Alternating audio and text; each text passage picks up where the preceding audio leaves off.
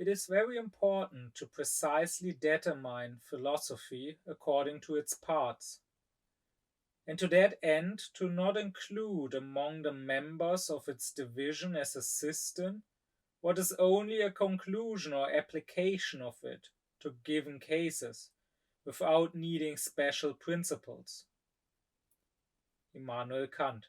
To very briefly summarize the previous lecture.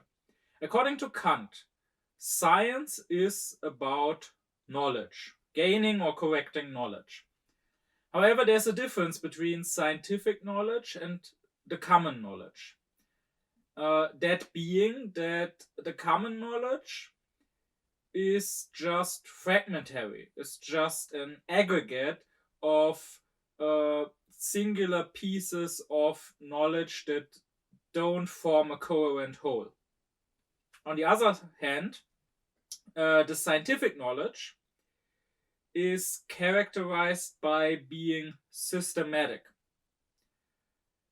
Now, systematic scientific knowledge, there are two kinds of that. You either know things historically, know things a posteriori, which maybe shouldn't be called actual knowledge, but rather awareness. You are aware that this is a fact. And that is historical scholarship. On the other hand, rational science is about understanding, not just being aware of things, but really knowing them, really understanding that they have to be this way because of a law. So rational science is about understanding laws. And here again we have a distinction because the singular fact that follows from the law can be known a priori, but the question remains, from where do we know the law? If we know the law a priori as well, then it is a pure science. If we come to know the law through experience, through observation and experiments, then it is an applied science. And between those two, there's always a third science forming a sort of bridge between the realm of pure reason and the realm of experience. With all of that said, the original question remains, what does philosophy mean as a school concept? So how is the science of philosophy characterized?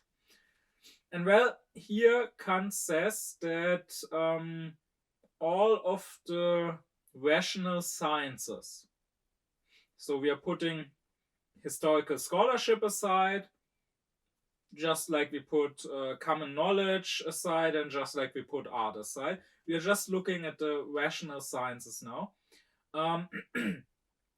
All of the rational sciences, Kant says, are either philosophical science or mathematical science. And if you find that confusing or surprising, if you're thinking, wait, aren't there more sciences? What about natural science? What about stuff like physics?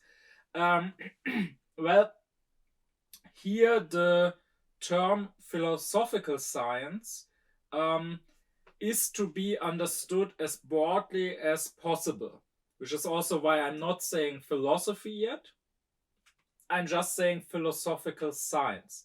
So natural science, physics, is also a philosophical science, according to Kant.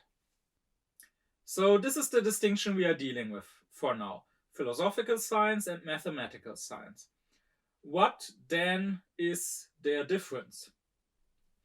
Well, the philosopher, in the broader sense, is called by Kant the researcher of concepts, because what he's doing is he is dealing with concepts. Concepts that are given to him. They either come from experience. So, for example, we have a concept of dogs, or we have a concept of water, or we have a concept of the sun. Or alternatively, the concepts are given to us through our reason. For example, we have a concept of God. We have a concept of the immortal soul. These concepts are concepts that obviously don't come from experience. We don't have a concept of God because we met God, we saw God, but rather they are necessarily in our reason, in our rationality. To be clear here, that is not to say that the object of the concept is necessary. So Kant is not trying to prove God with this statement. It could be an empty concept, but as a concept, it is necessary. If we think in certain ways, if we use our reason in certain ways, we will arrive at the concept of God. So concepts are given to us through experience, through reason. And now we try to understand those concepts better, and to also understand what is behind them, to understand their reason. And that is what philosophical science is doing. On the other hand, mathematical science, Kant says, is not starting out with a concept that is given to the mathematician, but rather it is constructing concepts. So, at will, arbitrarily, we decide to come up with a concept. We decide to define a concept. So, in mathematics, I might say, well, I want to imagine an area that is enclosed by 3 straight lines. And I am calling this concept a triangle. And now I want to understand what follows from this definition, from having an area enclosed by 3 lines. That's the difference. The philosopher gets his concepts from somewhere, from experience, from reason.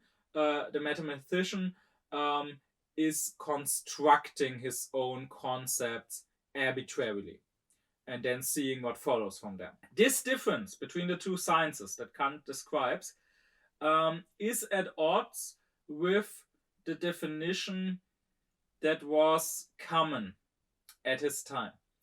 The reigning school of philosophy in 18th century Germany, before Kant came along, was the so-called Leibniz-Wolffian school. And their opinion was that the difference between philosophy and mathematics is philosophy is dealing with qualities and mathematics is dealing with quantities. And Kant himself originally followed this definition. So in his early pre-critical works, you can also find him make this statement. However, he later realized, while this does sound convincing at first, it is not quite true. Sure, mathematics deal with quantities, fair enough.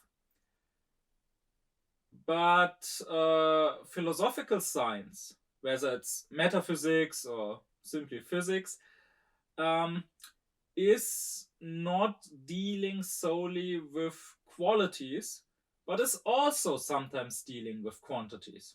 So in metaphysics, for example, you have the question, can matter in space, can a body in space be divided further and further forever? Or is there a simple part that can't be further divided, out of which all the bodies are constructed? And likewise in physics, you are obviously also dealing with quantities of matter, quantities of energy, quantities of the forces in nature. So this definition or this distinction of the Leibniz-Wolffian school doesn't quite work. If we compare the two definitions, we find that the Leibniz-Wolffian definition is a material one. So it is about the content of the sciences. They are saying that philosophical science has quality as its content, and mathematical science has as its object quantity. So to them, the difference between both sciences is that they deal with different objects. They both seek knowledge, but knowledge about different things. What Kant is doing here instead is quite typical for him. We will see that happening in other cases again later on. His distinction is not material, it's formal. He's not saying that they are dealing with different objects.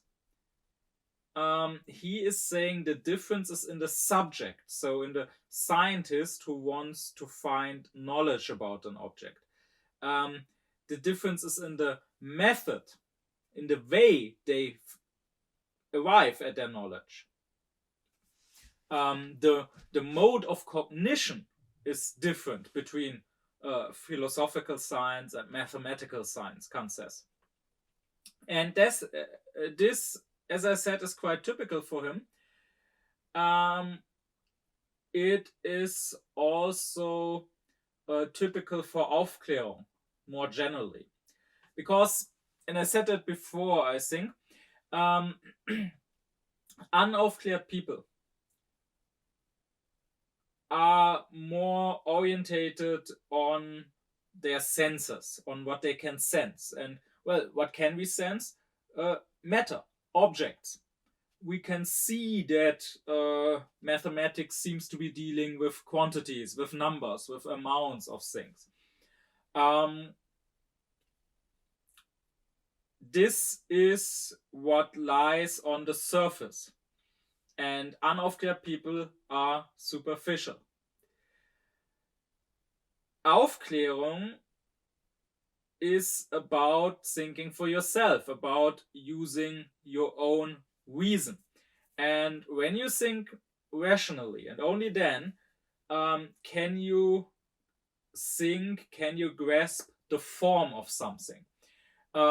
Only then you can go beyond the surface, beyond that which can be seen immediately, and can go deeper. Only then can you be more radical and arrive at the principles. And that's what Kant is doing here. He's not saying the difference between those two sciences is that they deal with different objects. He's saying their difference is that they come from different principles. Mathematics is constructing concepts, and it just so happens that the only concepts we can really construct are concepts of quantity. So for that reason, yes, mathematics does deal with quantities. But if it was possible to construct concepts of quality, it just so happens to not be possible, but if it was, Kant says, then mathematics would or should also deal with qualities. As I said, distinguishing according to the principle is quite typical for Kant. So if it isn't quite clear yet what I mean by that, then you shouldn't worry too much about it.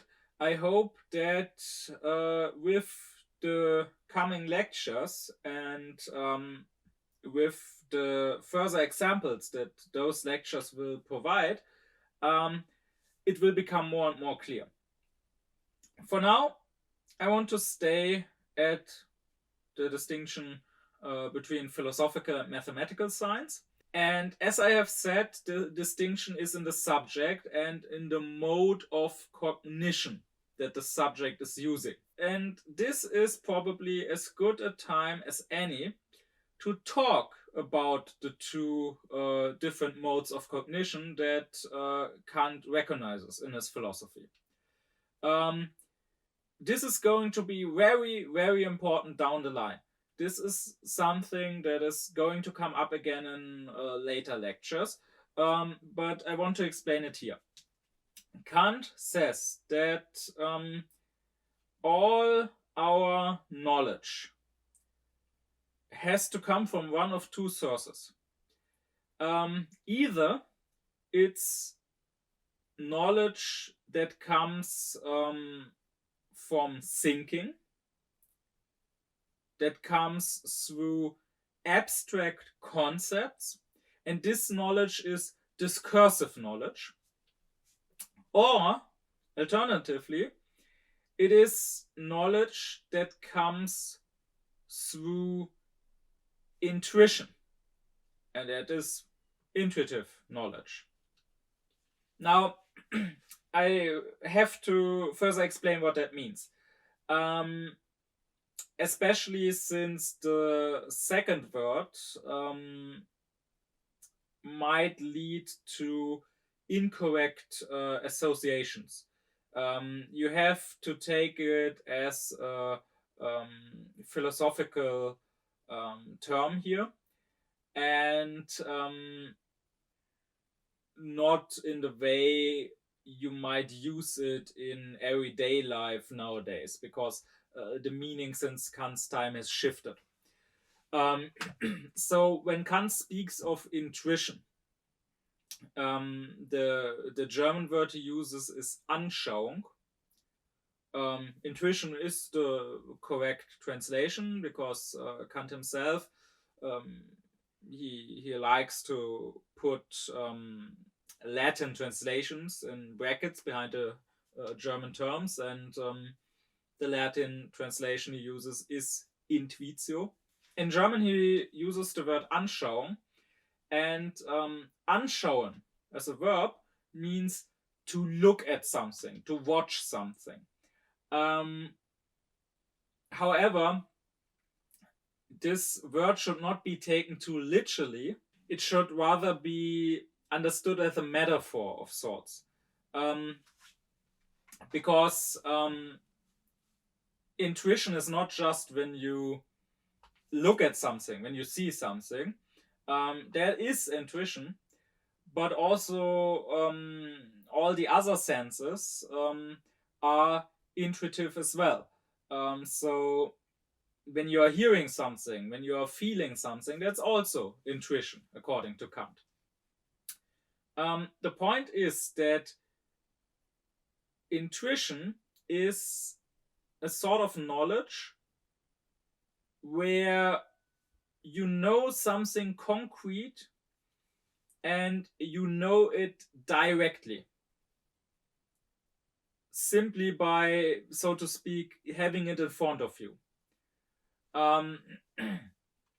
That is sort of how we still use the word intuition. However, we now tend to use it in a more narrow sense. So intuition nowadays is understood to be an immediate, self-evident knowledge of something, but specifically it's understood to be a quasi-magical foresight. If I'm gambling and I'm putting everything on one number and I'm winning with that, then I might afterwards say, well, my intuition told me that this was the right number, that this was the winning number. This is not the type of intuition that Kant believes in. Intuition is not about foresight, but it is about simply knowing something that is immediately evident. So when you see a color, when you see a red object, for example, you just know that you are seeing red. You don't need further proof that you are seeing something red. You don't need further explanations, arguments. You immediately know that you are seeing red. Likewise, when you are feeling heat or when you are feeling pain, that is an immediate knowledge. And you can't possibly be wrong about this, right? Now, you can't be wrong about the reason for this intuition. For example, you can see a red object and believe that the reason you are seeing red is that there is indeed a red object in front of you. But maybe there isn't a red object. Maybe you are just hallucinating it. Or maybe you are just dreaming it. So the object might not truly be there. However, the red color in your mind is certainly there. Maybe there's no red object out there in truth, but inside of you, in your consciousness, there certainly is red when you see red. You can't think that you are seeing red when you are not actually seeing red. And likewise, for example, when you feel pain, let's say your arm is hurting. Well, there is such a thing as phantom pain. So when someone loses an arm, when maybe in an accident or something, then it is possible to feel pain, to feel as if the arm was hurting when there is no longer an arm. So you can be mistaken about the reason for the pain. You can believe that your arm is hurting when you are not actually having an arm. But you cannot be mistaken about the pain itself. It's not possible to believe that you are in pain when you are not actually in pain, because that feeling of pain, that in itself is pain. It's not indicating pain. We are not concluding from that feeling that there is an object behind it which is called pain, but that feeling itself is the pain. And that is what intuition means when Kant uses the word. Intuition is an immediate knowledge of something we see, something we feel, something we hear, we taste, we smell, and so on. On the other hand, we have, as I said, we have our thought. And in our thoughts, we have concepts. And this kind of knowledge, the discursive knowledge, is a more indirect knowledge. Because a concept is something general. It is something abstract. It's not the concrete thing that the concept is about, not a concrete object, but rather it is a general rule. Because the intellect, according to Kant, is the faculty of rules. It is a general rule that may apply to several concrete objects.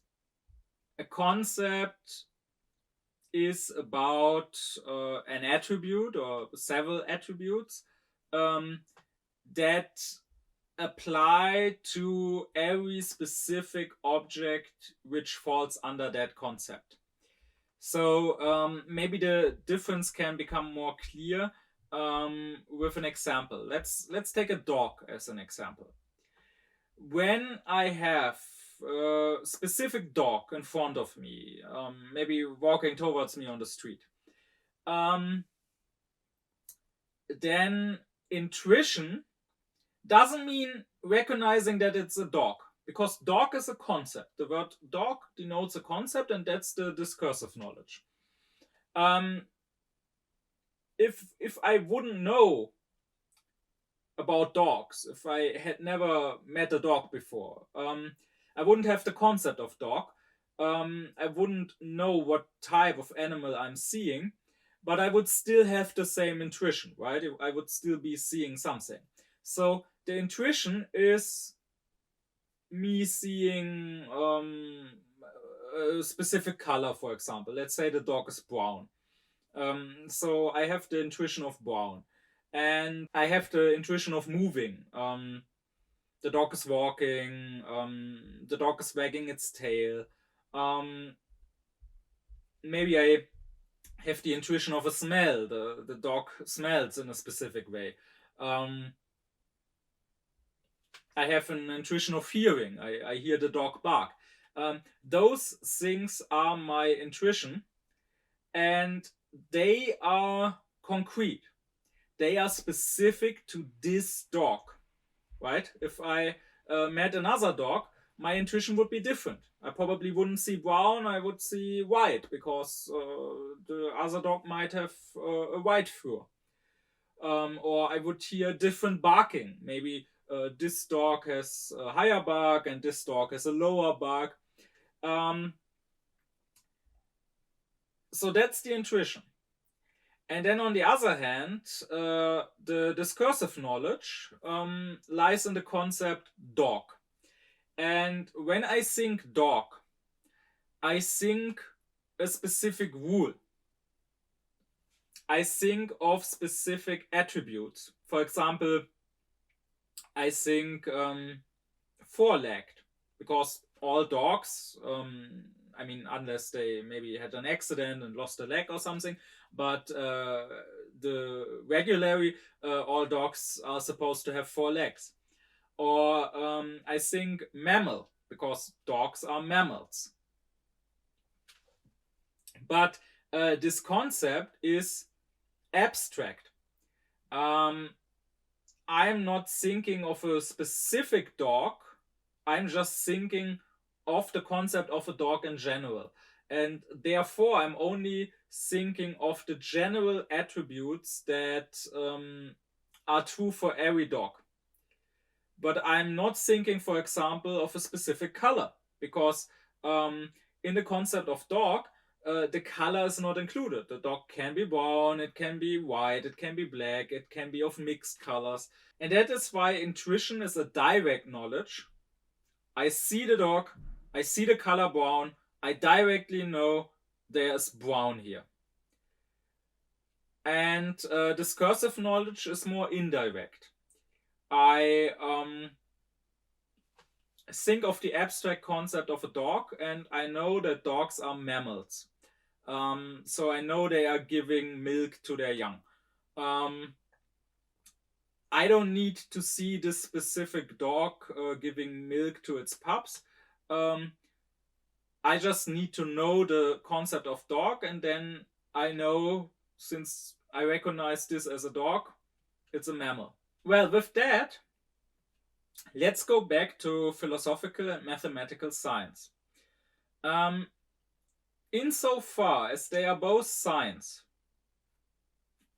and science, as was established in the last lecture, is about laws, is about necessity, is about something universal, or at least general. Insofar as they are both science, they are both seeking general knowledge. A singular knowledge is not scientific. Just knowing that my t-shirt that I'm wearing is red, that's not science. But the difference, Kant says, is that in philosophical science you have concrete objects.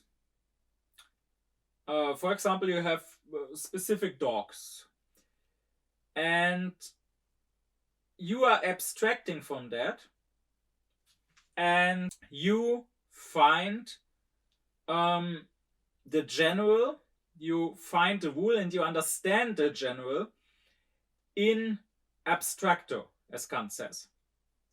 So in the abstract concept, you are seeing a number of specific dogs, you are observing them, and then you are forming an abstract concept of what a dog is, and you are understanding that all dogs are mammals, for example. Well, in mathematics, it's the other way around, Kant says. Here, you are starting with an abstract concept.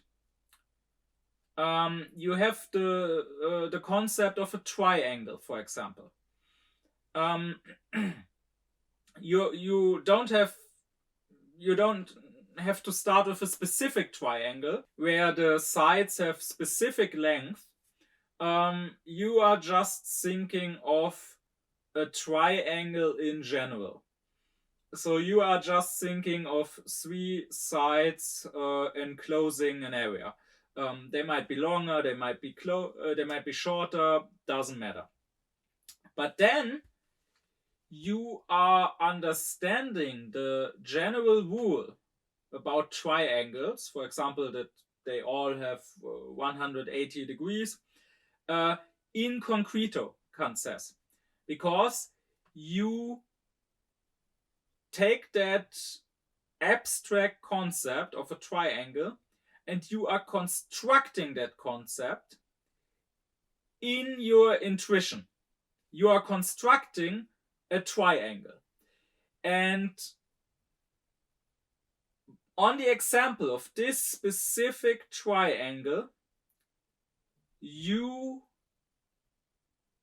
recognize something, you learn something, you understand something about the triangle, and you have an intuition of it, and you understand this to be generally true for all triangles, not just for this specific example. To be clear here, so there won't be any confusion, by constructing it in intuition, Kant doesn't necessarily mean drawing the triangle. Kant is very much aware of the fact that you don't necessarily have to do that in mathematics. He says there is what he calls empirical construction, and that would indeed mean to actually draw it out on a sheet of paper or on a blackboard or whatever. But that's not necessary. There is also what Kant calls pure construction, where you are just constructing the concept of, for example, a triangle or a circle or a cube or whatever in your pure intuition, where you are just doing it in your head, so to speak. But still, what you are doing is you are taking an abstract concept and you are constructing it in intuition, and through intuition you understand general rules about this concept, which is the opposite of what philosophical science is doing when it has specific objects in front of it, so to speak, and abstracts from there, and in the abstract concept comes to understand the general rule. Well, now someone could respond to all of this. That's all fine and well, and maybe Kant is right. Maybe this is the difference between philosophical and mathematical science. But why do I care? What does it matter in the end? Well, Kant is of the conviction that it matters a lot. It's not always easy, he says, but it matters a lot to find the right distinction between sciences. I might also add that it is aufkläred to do so, because Aufklärung is about critical thinking. But what does critique actually mean? Well, nowadays we often seem to think that criticizing something means to attack it, to talk about why it sucks. But if we go back to the Greek, where the word comes from, the actual meaning is more akin to, well, distinguish, take apart, differentiate. And while unaufkläred people tend to always mix and throw everything together, while their thought and understanding is chaotic and therefore no real understanding at all, Aufklärung is very much about pulling things apart so they become more clear. And that is what criticizing means. So Kant here is criticizing these sciences. And why might that be important? Well, I want to talk about two reasons. First off, I think this actually helps us better understand why mathematics and philosophical science are different and why we are dealing with them differently and understanding them differently. Mathematics is more evident. I think that in itself is evident, right? When you have the solution to a mathematical question in front of yourself, there's usually no question. In geometry, it's pretty obvious. Like when I ask you, what is the shortest connection between 2 points? It is a straight line. That is self-evident because we can recognize that in our intuition. I just have to construct the concept of a connection between 2 points, and I will realize that I'm necessarily constructing a straight line. That if I'm constructing a bow of sorts, then that connection becomes longer than it has to be. And likewise, when I calculate, when it's something simple like saying 2 plus 3 is 5, that's immediately evident. We are not asking for further proof here, as common people, I mean. The common person on the street would not ask me to actually prove that, to actually provide arguments why 2 plus 3 is 5, because it's just intuitively right. And even when it's more difficult calculation, all we really need is to say see all the steps that were undertaken to get to the solution. But if we see the steps and if we calculate them ourselves, then again it becomes obvious that this solution is indeed right. Well, when it comes to discursive knowledge, so to philosophical science, here, because it's abstract, because I am not having an intuition of the actual thing that I'm talking about, but I'm abstracting general rules, general attributes about that thing. Here, our knowledge is not direct, it's only indirect, and therefore, here we need proofs, here we need arguments, here we need to be convinced. And Kant says, therefore, actual evidence, actual self-evidence, only happens in mathematics. And to Kant, something being evident means that we have conviction through intuition. That is not to say, Kant says, that we can't also have actual conviction when it comes to discursive knowledge. And Kant doesn't want to say that mathematics are necessarily more true than philosophical science. There is a belief that nowadays, in our age of relativism, is actually quite common.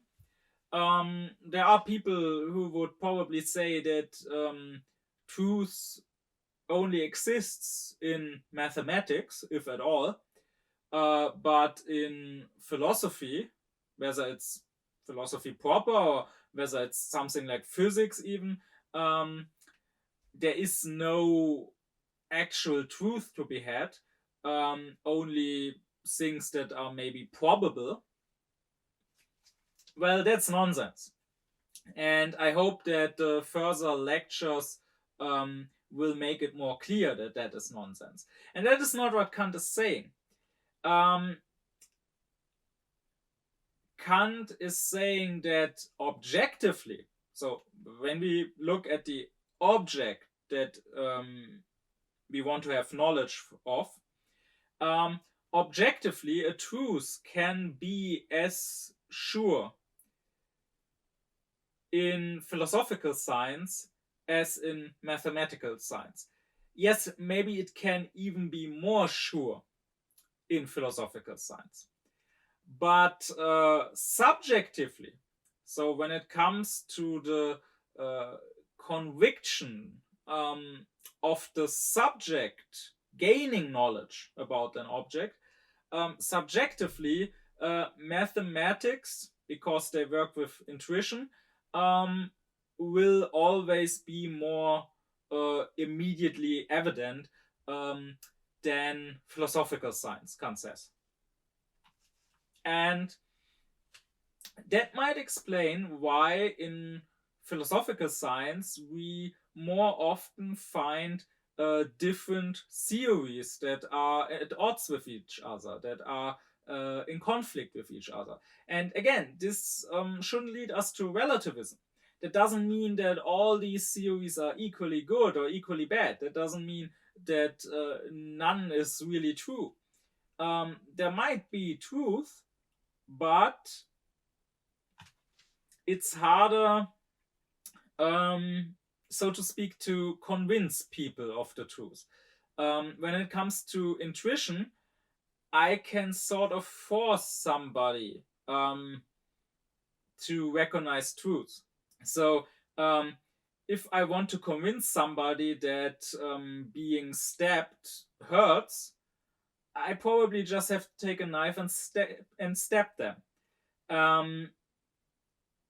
And they will immediately have intuition of the pain and will understand the truth of that. And the same is true in mathematics.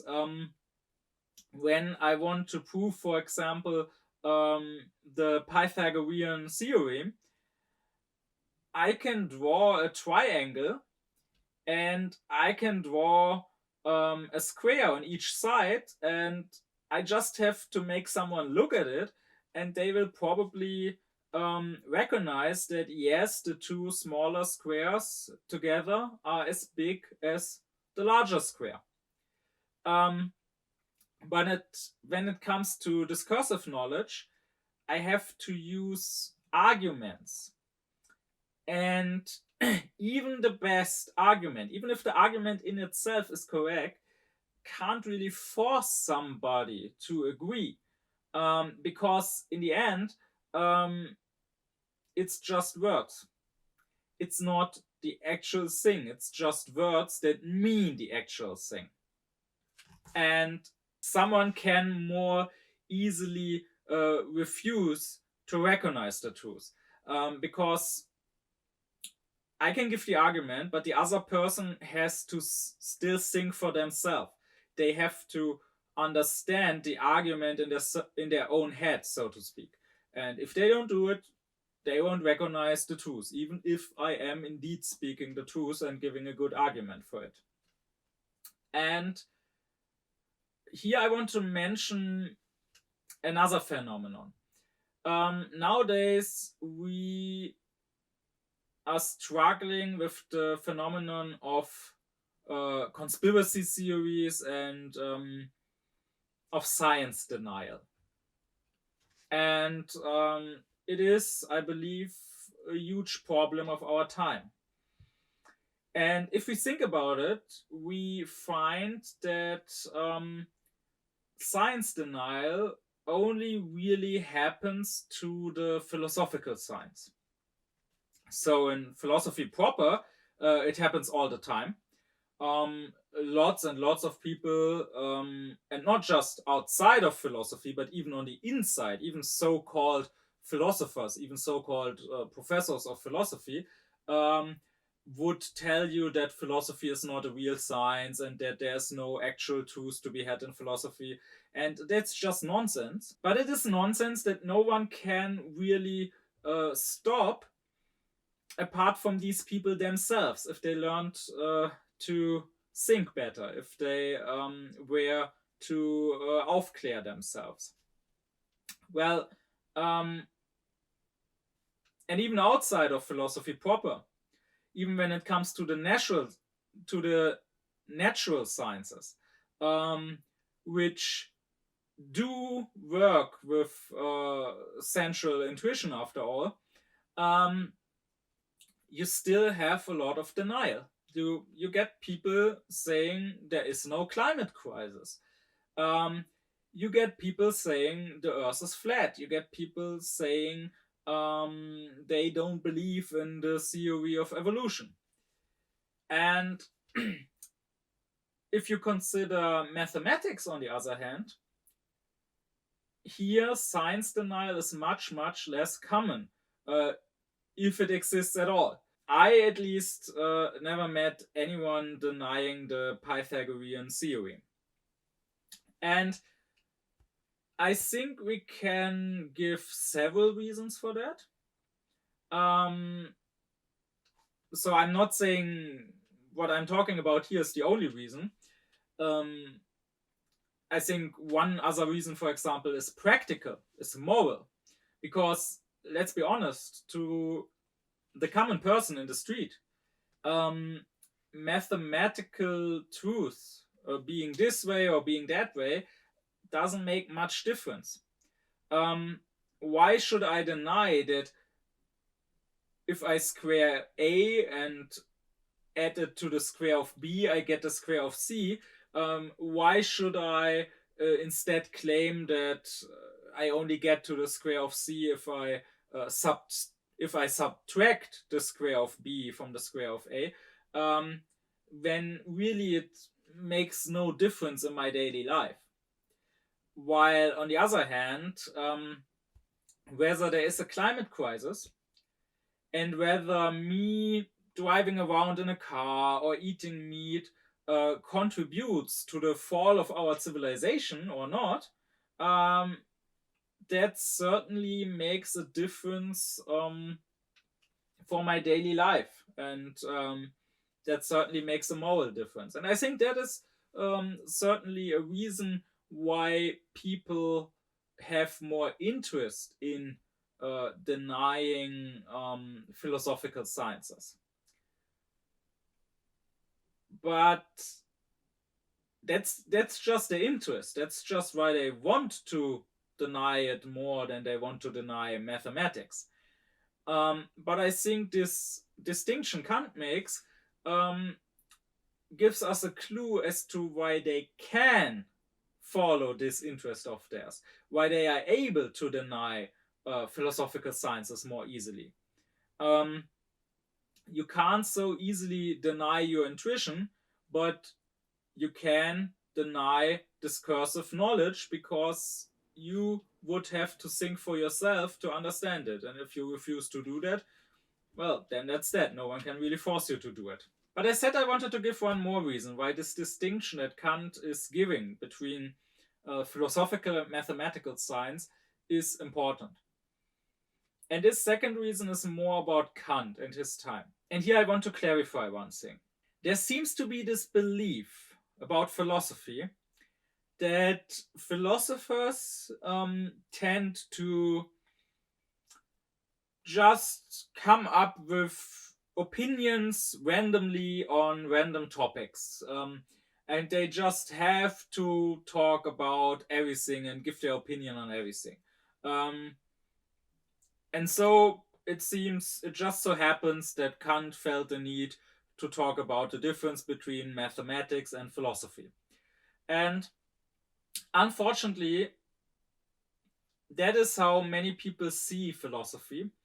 And unfortunately, that is how, even at university, philosophy is often treated. So often at university, we read this or that text by this or that philosopher, and we discussed the specific statements he made on specific topics, and maybe they were treated as interesting statements worth considering, maybe even as true statements, but still ultimately random opinions he just so decided to give on this topic. Well, actually, philosophers usually have a reason and thereby a justification for talking about this or that topic. They do so with a certain intention. They do so maybe because they are participating in an intellectual dialogue. They do so maybe in response to other positions. And that's the case here. You see, Kant didn't wake up one day and felt like it would be fun to define what mathematics is and how it's different from philosophy. It's not mathematics he cares about so much here. And Kant was certainly very much aware that the mathematicians of his time didn't really need a philosopher like him to define their science. They were perfectly fine before, and they were perfectly capable of doing mathematics without that definition. It was the philosophers who weren't fine. Kant's whole project, his whole critical project, is about turning philosophy into a proper science. He didn't want philosophy to be just about coming up with opinions and debating opinions, but rather he wanted it to be a real science. And with that intention, with that wish, Kant wasn't alone, nor was he the first. One could argue that the whole age of Aufklärung felt a need for this, a need to make philosophy a science. But the question was, how? How do we go about this? And here it just so happened that mathematics already was a science and was recognized as a science of reason, as a science of great self-evidence.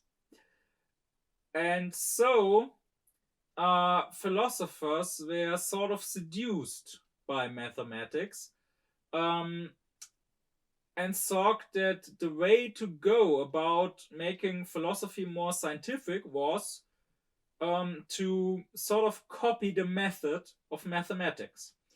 And there are various examples for this.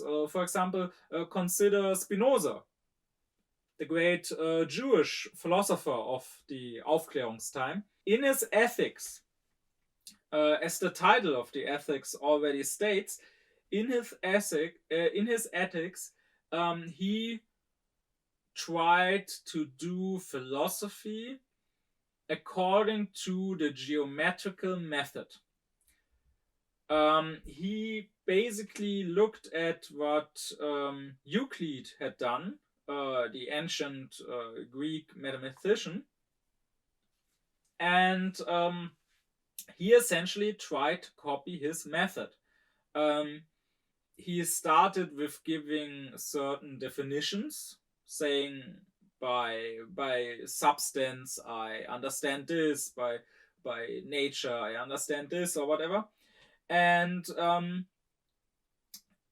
then he started from certain axioms. So from certain principles from which everything else could be deduced, but which themselves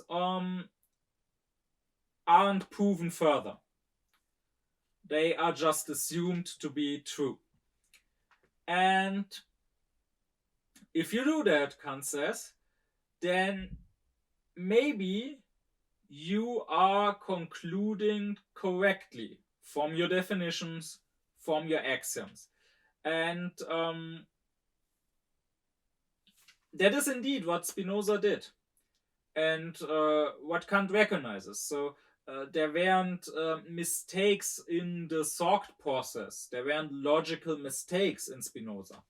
But the problem is, all your conclusions are true if your assumptions are true, from which they are concluded.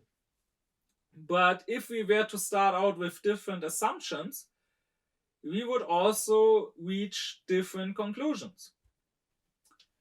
And Spinoza wasn't the only one doing that. The Leibniz-Wolffian school, which was prominent in Germany before Kant revolutionized philosophy,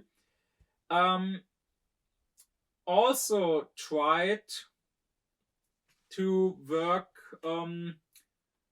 like you would work in mathematics. And Kant actually respected Wolff, the founder of that school. And he learned a lot from Wolff. And he is actually at some point crediting Wolff with having spread what Kant calls the spirit of thoroughness in Germany. And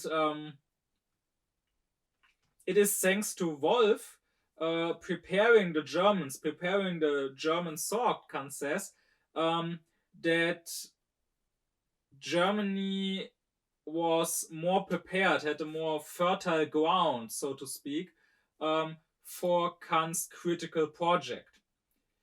And Kant even says that maybe Wolff, if he had still been alive, would have been the best man to realize that critical project,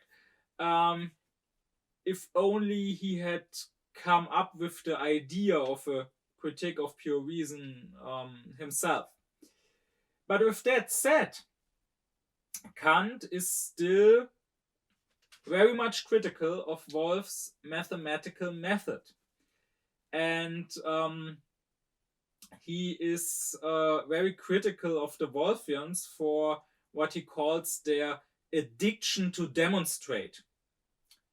They are always trying to start with definitions and to demonstrate their concepts from that. And that is not the way to go about finding truth in philosophy, Kant says. Because if you do that, you are narrowing down yourself.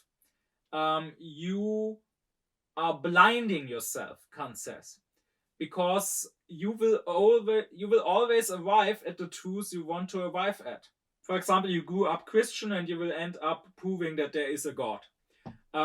Because you will, whether you realize or not, you will put the conclusion that you want to arrive at into your definition from which you start.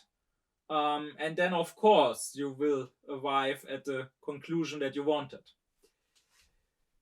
Well, Kant says in mathematics it's okay to start with a definition because here the concept is constructed arbitrarily. I can say I'm coming up with the concept of a triangle and I'm hereby defining what I mean by the word triangle. I mean an area enclosed by 3 straight lines. And now I am constructing that concept in my intuition to find out what follows from that, what attributes this triangle might have.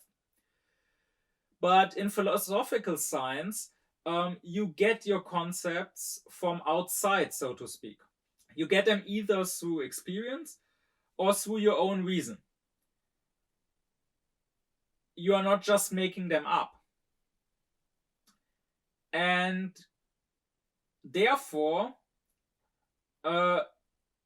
you already have some sort of knowledge, even if it's unclear knowledge, about that concept. And the job of the philosopher, according to Kant, is to lift it into proper consciousness, to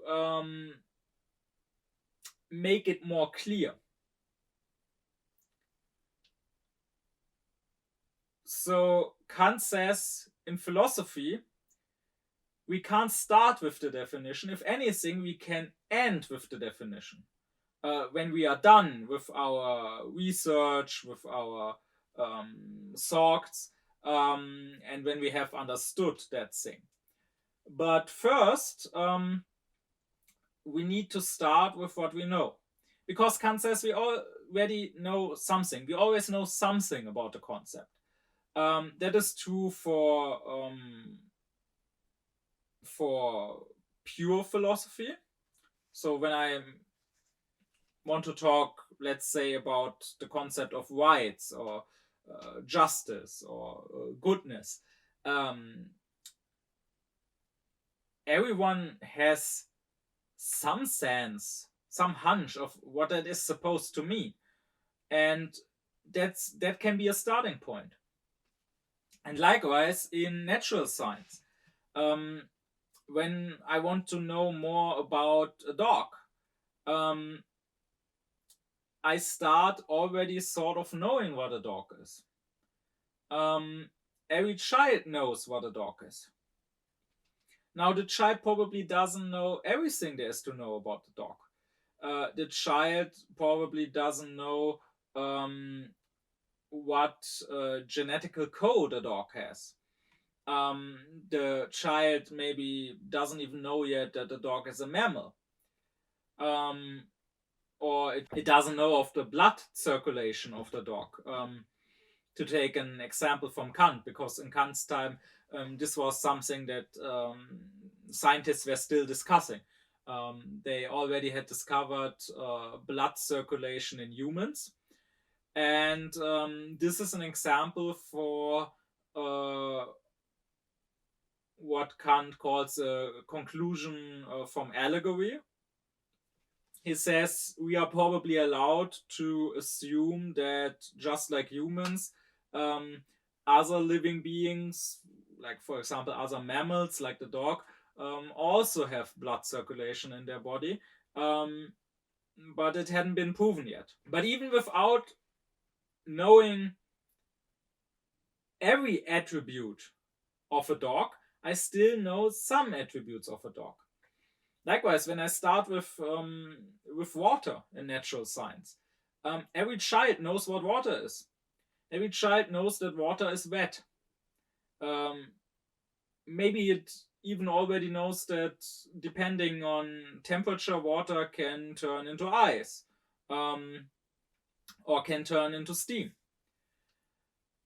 The child probably doesn't know yet that water is made up of hydrogen and oxygen. But that's exactly the point. Since we know some things about water, We know what it is somehow. We know it's that.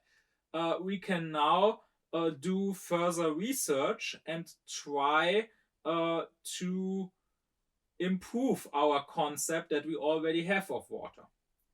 But we can't start out with a full definition of water and now just try to think about what might follow from that definition. So we can't just say, well, I hereby define water as a wet substance, and now I will be thinking about all the things I can conclude from that wetness.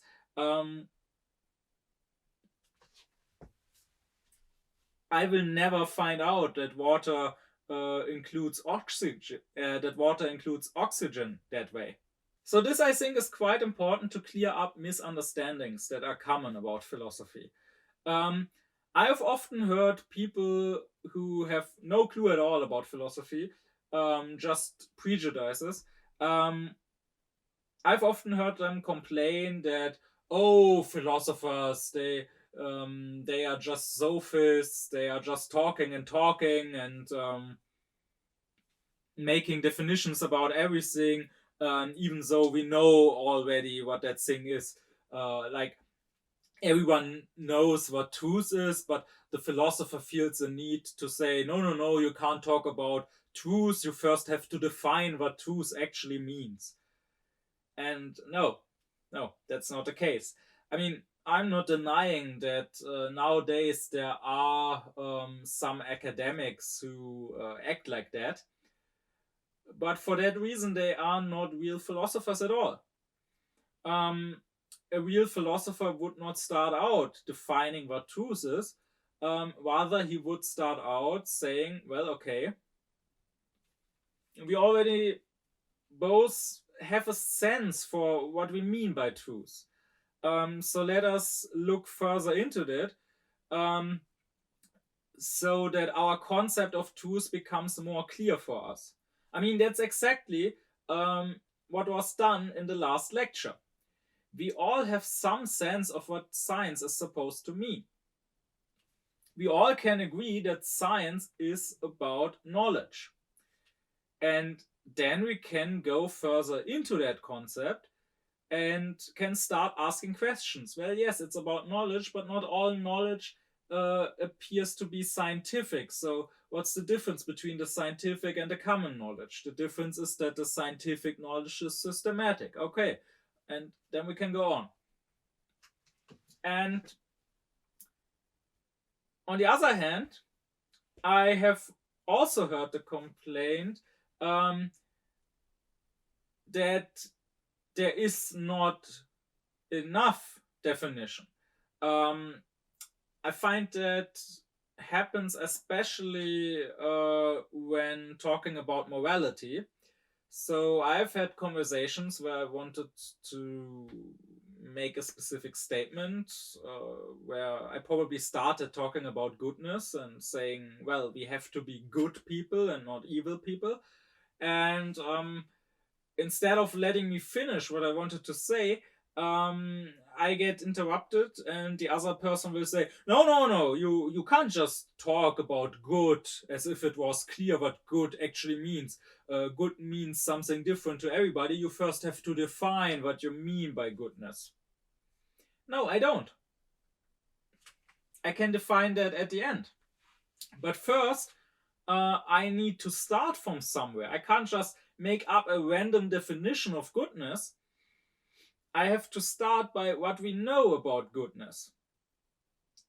And then I can try to find out more so that the concept becomes more clear. As a side note, I find it especially funny that both complaints, so philosophers not just talking about things that every normal person knows, but always insisting on making up definitions. And on the other hand, everything being so unclear and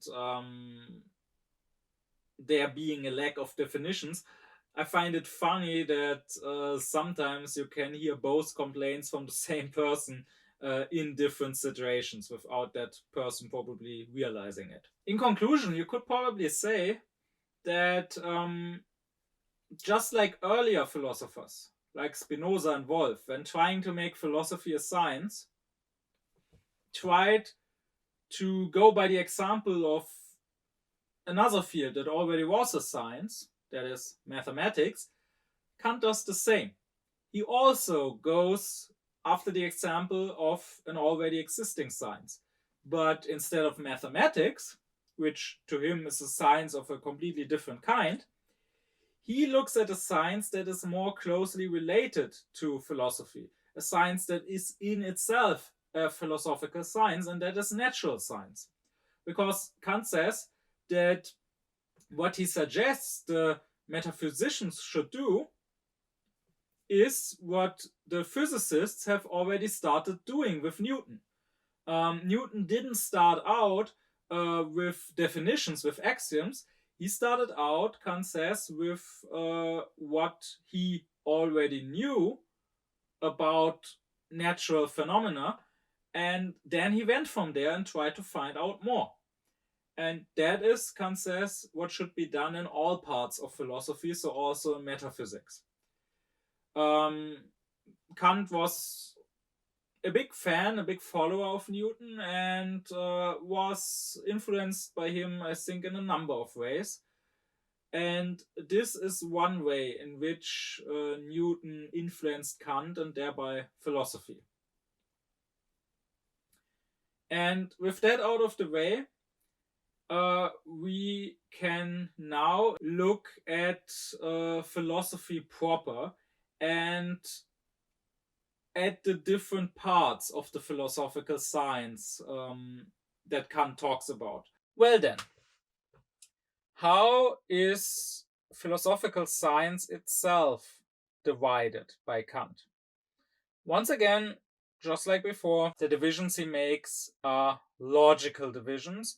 Therefore, they are always dichotomies. Well, the first subdivision that Kant makes is that between formal philosophical science and material philosophical science.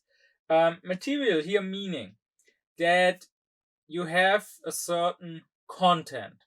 You have a certain object that you want to have knowledge of, and that this science is dealing with.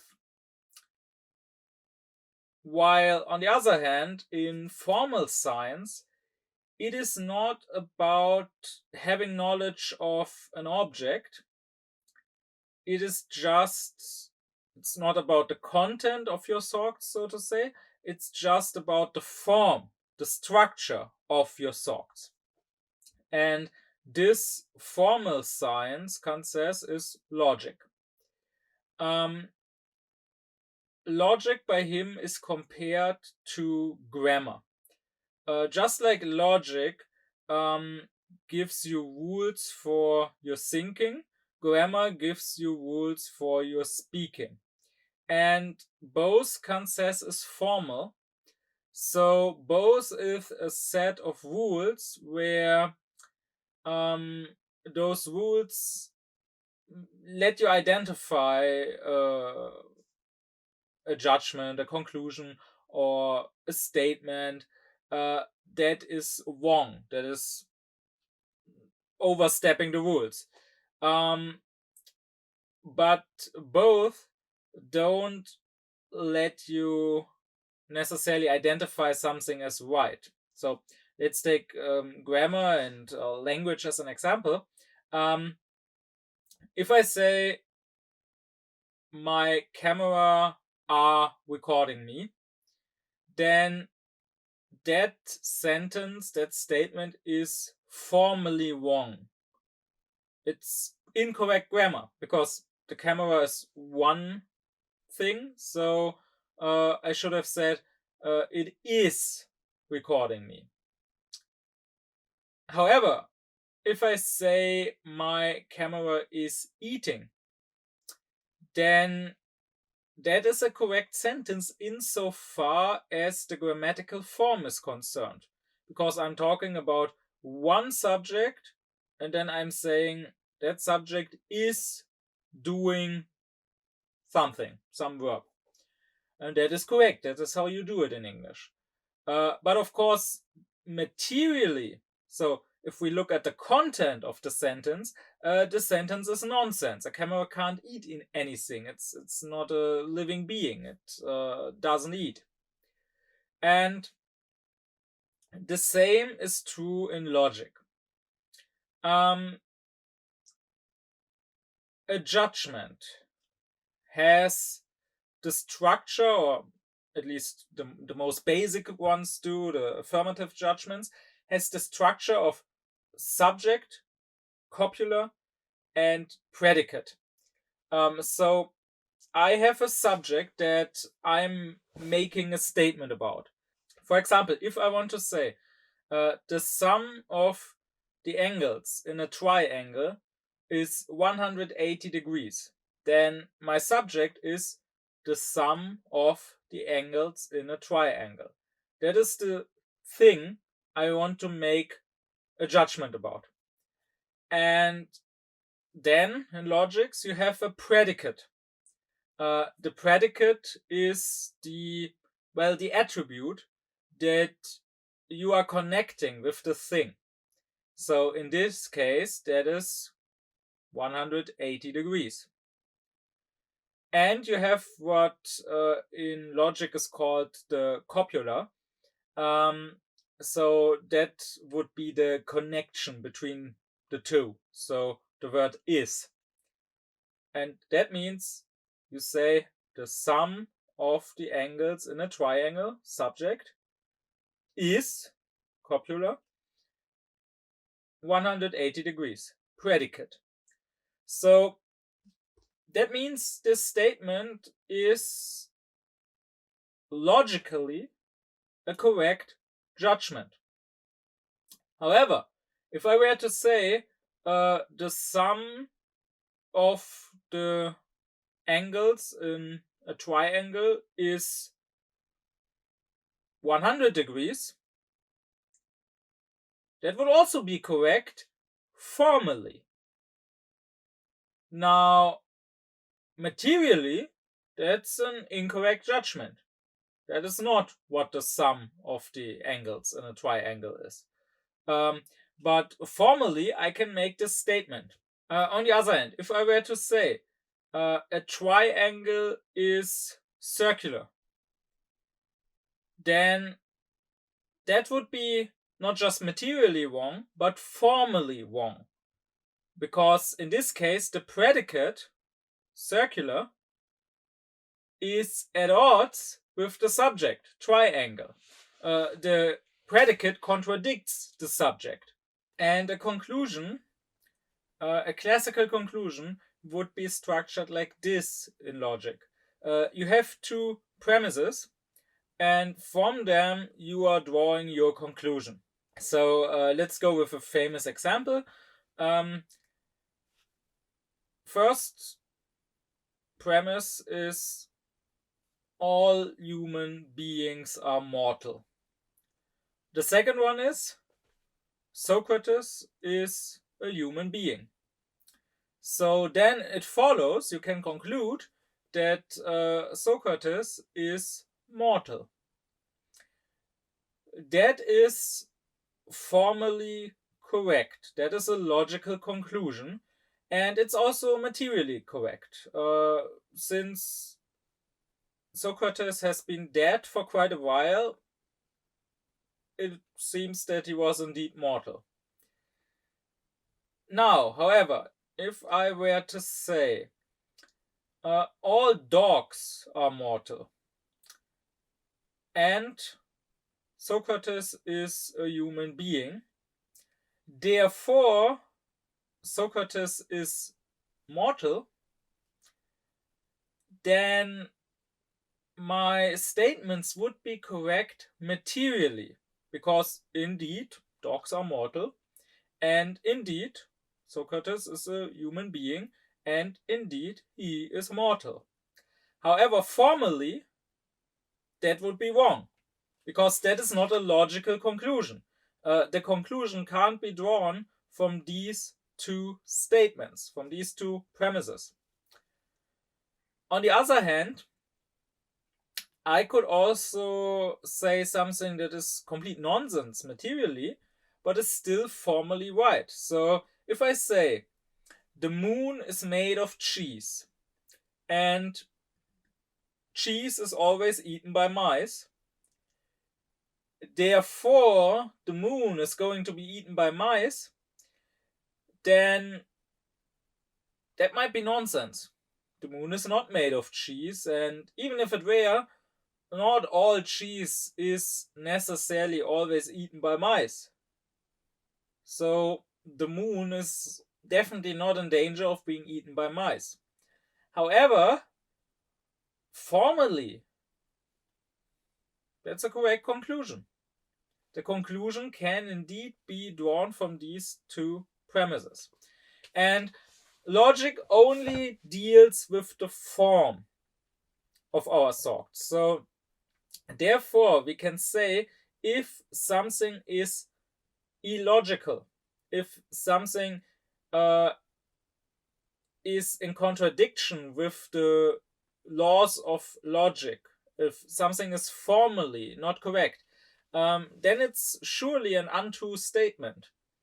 But on the other hand, if it fits within the form of the laws of our thinking, then it could be correct materially, but it could still be complete nonsense. And that's maybe not exactly how the word logic is nowadays used by common people in everyday life.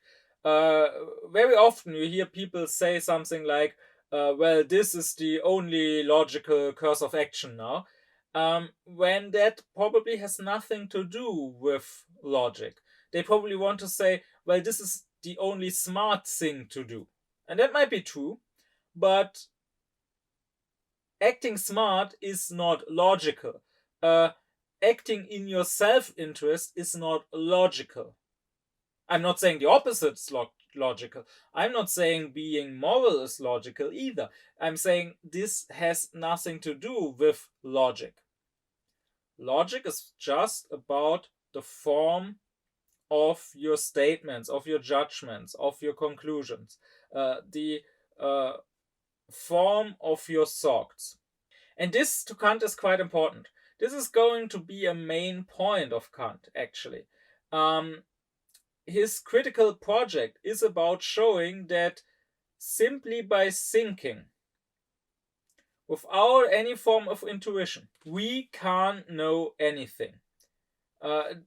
He showed that that is simple formal logic, and therefore it is suited to maybe exclude certain statements because they don't make sense and they are certainly wrong. But it's not enough to prove something to be true. So if I say the world was created by God, well, that's a logical statement. There's nothing formally wrong with that. But that's not enough to prove that it's materially correct. Of course, the same is true for the opposite. If I say the world was not created by God and there is no God, logically, there's nothing wrong with that. But that just means it's possible to think this.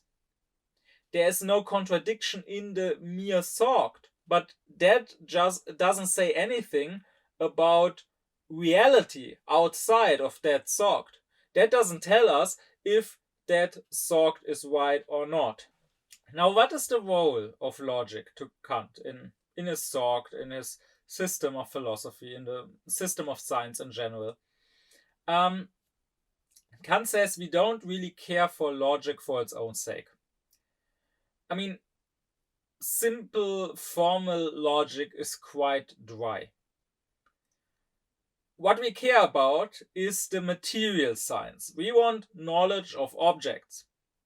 Whether it's moral science, where we want to know what is our duty, what do we have to do, what is our moral obligation, or whether it's theoretical science, where we want to know how are things? How is the world functioning? Does the world come from a creator? Is there a God? Whatever. That's what interests us. Simple logic is not interesting, and it's not important. However, it does serve a function, Kant says, as a means to get to something that's more important and more interesting. It does serve material science. It is a tool for the material scientist. That's also why Kant calls logic philosophia instrumentalis, so instrumental philosophy, philosophy as an instrument. Um, and I would say that for this reason, if someone is too invested in logic for its own sake, if someone cares more about logic than about material science, there's something wrong. I mean, when I studied at university, I had to take 2 semesters of logic, so I had to study logic for a whole year. And if I think back, if I try to remember the people who studied with me, and if I try to remember those people who were most enthusiastic about logic and who maybe wanted to deal with it further beyond those logic classes that were obligatory, um, but who maybe weren't so interested in other classes, in actual philosophy classes, I would say people are mostly drawn to this when they feel weak and fearful in a certain way. And those kinds of people tend to prefer more formal science. Um, I wouldn't say this is limited to logic. They can also be drawn to other formal sciences, um, because they tend to be fearful of actual life and of actually doing something, actually acting and creating in the world and being productive. And they tend to be fearful of the research, the inquiry, the thinking that is required in material science. And they tend to be fearful of the uncertainty that can come with material science, because material science is not so simple and not so clear as logic tends to be.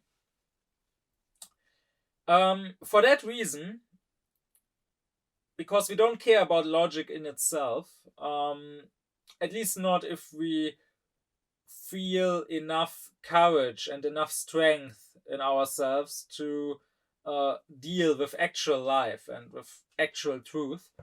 For that reason, Kant says, logic came late in the history of sciences. And that, I think, can very easily be proven historically. So, people didn't start thinking about logic. They started thinking about other things. So, if we look at the ancient Greeks, the first philosophers, the pre-Socratics, people, or even beyond that, if we look at the time before actual philosophy and actual science, people talked about their world. They talked about the gods. They talked about what is the world made of? What is the first cause of the world? Or they talked about their lives. How should I lead my life? What is a good life? Long before they started coming up with formal logic.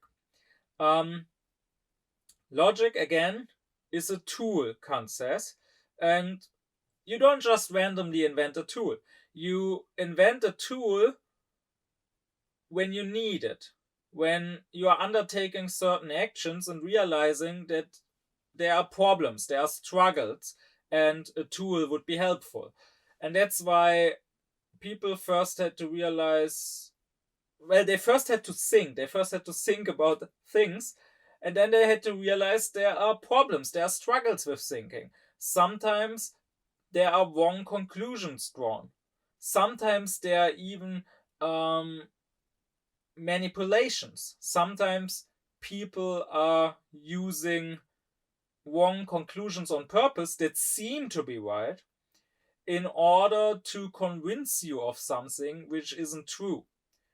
So we need to be able to spot that. And that's when people came up with logic. And I mean, the ancient Greek thinkers, like the sophists in the days of Socrates, or later like Aristotle, eventually started developing systems of logic. That is the history. So in the history of thought, in the history of science, Kant says logic is a late invention. However, now that it's here, he says in teaching the science, it should come early on. It should actually be at the start of teaching science, Kant says. And when you look at his lectures in logic, we still have the text of some of his lectures. You can clearly see they were intended as a starting point for his students. I mean, Kant was, that was his official job description, so to say. He was professor of metaphysics and logic, and he intended for the young students who came to him fresh from their teachers to start with logic. That's also why his lectures on logic, despite the title, are not actually about logic, or at least not just about logic. They are also about logic, but they read more like a general introduction to philosophy. So Kant in those lectures used to also talk about, for example, the history of philosophy, and give a brief overview of the history of philosophy. Something that wouldn't really belong in a lecture on logic if you were more strict, but something that makes sense in a lecture that is meant to introduce you to philosophy in general. Kant likes to call logic a kathartikon, that is a thing for purging, or a laxative for the common intellect.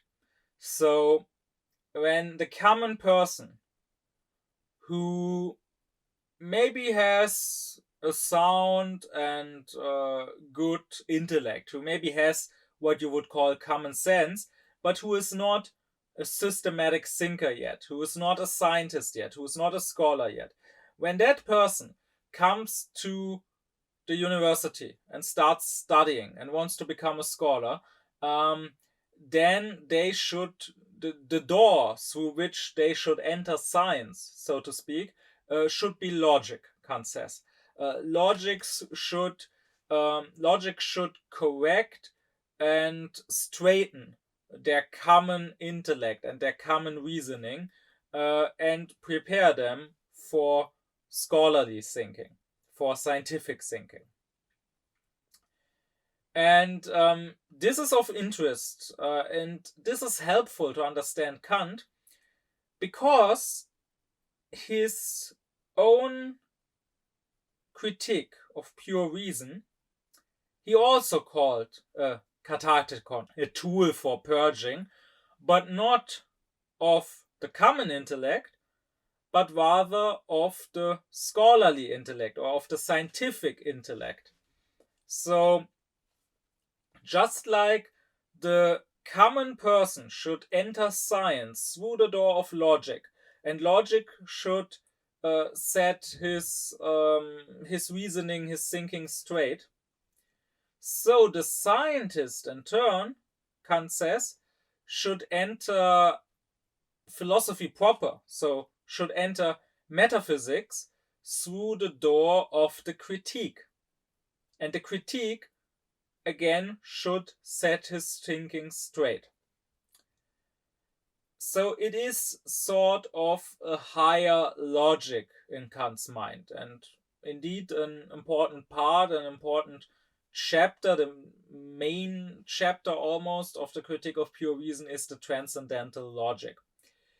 I think knowing this is also important to better understand Kant's style. I often have heard complaints that reading Kant is so hard. Kant is writing in such a complicated style. No one can understand him. And when someone says that, I know immediately they haven't read Kant fully, like I have. They have only read certain works by Kant, and probably they have read and are referring to the critiques, or mostly the Critique of Pure Reason, maybe, but also the other two. Because there are other works of Kant's that are quite easy to read, at least in comparison. I mean, it's still philosophy, and it's also still 200 years old or more. But in comparison, it's nothing like the Critique of Pure Reason. And among those easier writings of Kant, there is his logic. So the logic that was actually published by the end of his life, based on the notes from his lectures, but also the actual lectures of which we still have texts. They are not so hard. And that is something that now you should be able to understand. Because Kant says logic is meant for the common intellect, to help the common intellect turn into a scholarly, into a scientific intellect. And therefore, logic should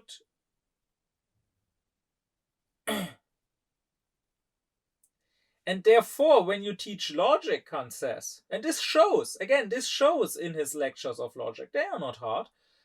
When you teach logic, you should not require anything from your students, because they should be fresh students who haven't learned anything yet, at least when it comes to higher learning.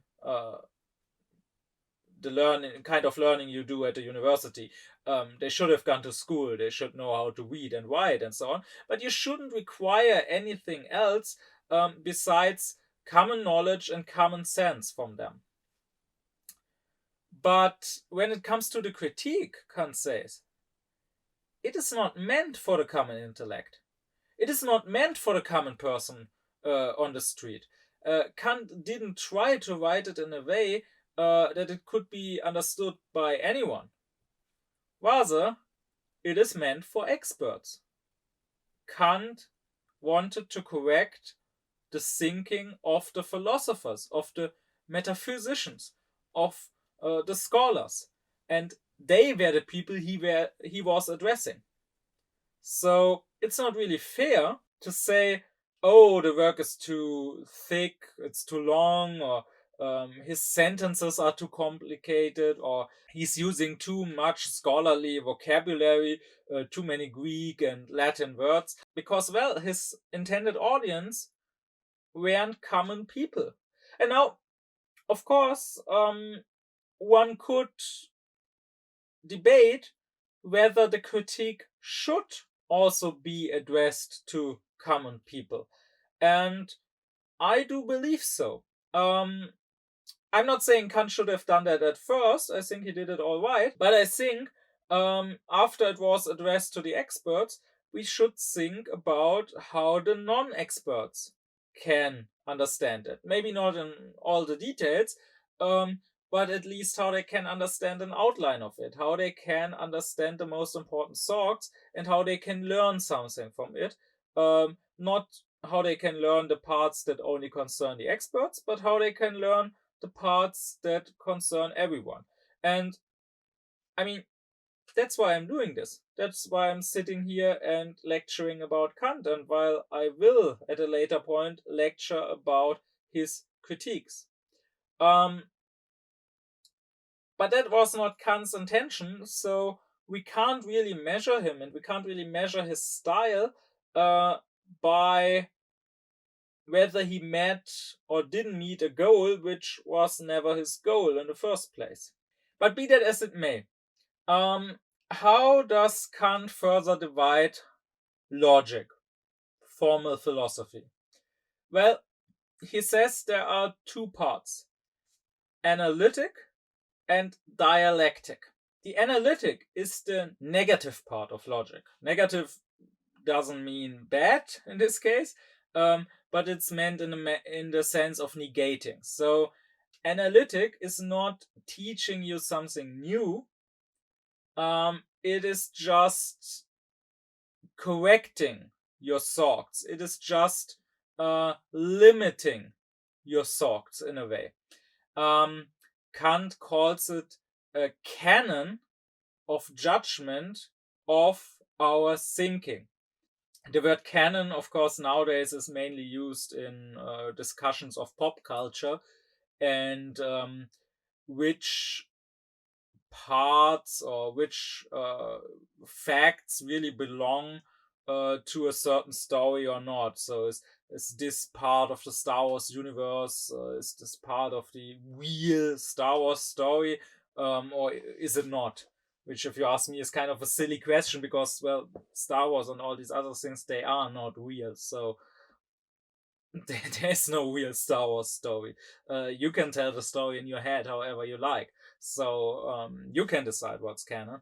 But to Kant, the word canon means a set of rules that you ought not overstep. So the canon tells you how you can think and where you have to sort of stop with your thinking because you are thinking wrongly. He compares logic in this way, or the analytic part of logic, with morality, because he says logic provides a canon of judgment for thinking, and morality provides a canon of judgment for wanting. So one is a canon for the intellect, and the other is a canon for the will. So I can want any number of things, but I have to do it within the canon of the moral law.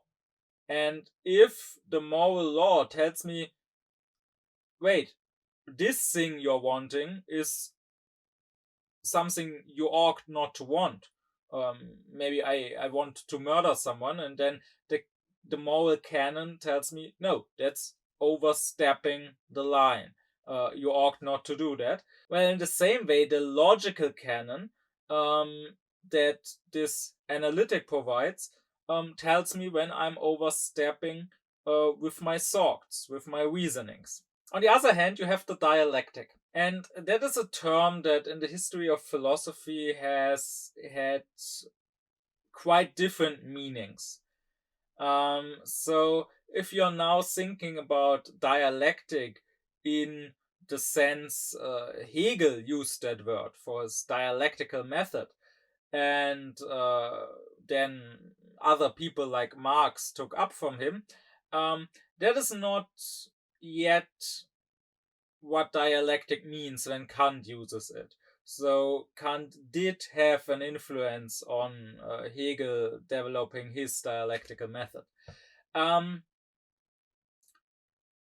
says, well, when the ancient Greeks, because it's a Greek word, it comes from the Greeks, when they used that word, when they talked about dialectic, it was meant as a positive doctrine of logic.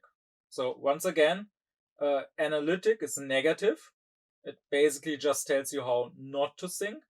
And well, dialectic then is supposed to be positive. So it's supposed to not just tell us which knowledge is wrong because it's formally wrong, it's illogical, it doesn't make sense. But dialectic is supposed to tell us which knowledge is right. It's supposed to give us new knowledge. But as I've said before, this, according to Kant, is not possible. This is something that mere logic cannot do. And therefore, dialectic in this positive sense is not possible, he says. Well, that means then that dialectic as this positive, knowledge expanding logic is basically a scam.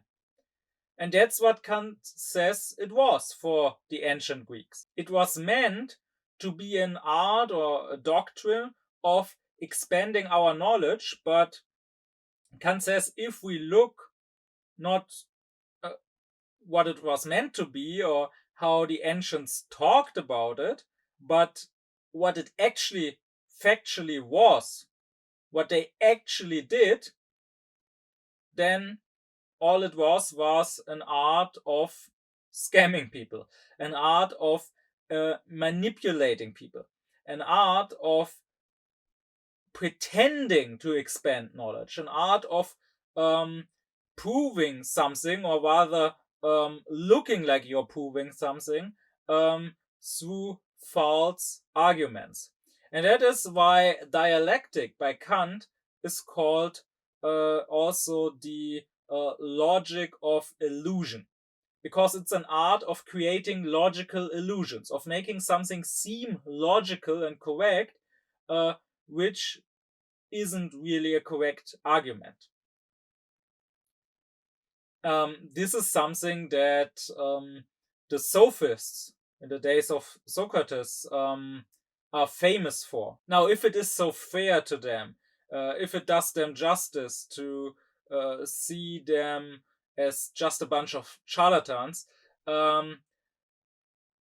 that's a different question. One that doesn't really matter here, because I'm talking about Kant and not about the ancient sophists. But at least that's what's associated with them. And to this day, when you call someone a sophist, you are basically saying that they are doing logical tricks, they are doing logical acrobatics to convince people of something that isn't necessarily true. And once again, the ancient sophists were famous for doing this, and they were even proud in some cases of being able to prove and disprove the same statement through logical arguments, to argue both in favor and against something. And Kant says this is clearly an art that is beneath a philosopher. It would be a disgrace to teach this. However, here I want to digress a bit and make what I think is an important note. Here I want to mention that this art is still very much talked. Maybe not so directly, maybe not so openly, but it is talked. I mean, that's what debate clubs, what that is about, being able to argue in favor and against pretty much anything. And that is also what is talked in our schools still. And here I'm remembering a former teacher of mine who, if you ask me, was a terrible teacher, one of the worst I had in school. But she was back then a teacher in training, and during the time she used to teach me, she actually had her final exam, and she passed with flying colors. She actually got top grades. Why? Because the problem wasn't just with her being a bad teacher, the problem is with the system. And in the school system, when you are examined as a teacher, it is not really about whether you're a good teacher or not. It is about whether you are meeting certain criteria, whether you are using certain didactical methods that you've been taught to use, and you can use them mindlessly, and maybe the students don't learn anything through those methods, but as long as you use those methods. As long as you tell your students to underline keywords, to do mind maps, to do presentations, whatever, you will pass your teacher exam. Anyways, why am I talking about this teacher, and what's one reason why I think she was a terrible teacher? Well, she was my politics teacher, and she liked to do what she called pro-contra debates with us. So she gave us a topic, and we had to debate it with each other, except she would assign a position to us. She would pick who had to argue in favor of something and who had to argue against something. And I still remember one lesson where we were talking about nuclear energy, which was a big issue back then. This was in like the early 10s, so 2011 or whatever. So this was just around the time of the catastrophe in Fukushima, and that ultimately led to Germany deciding, or the German government deciding to stop using nuclear energy. So there was a big debate about this in the German public, and I was assigned to argue in favor of nuclear energy. But the thing is, back then I might not have been as aufkläred as I'm now, but I was still aufkläred enough even back then to, well, care about supporting the rational and the moral position, and not the irrational and immoral one.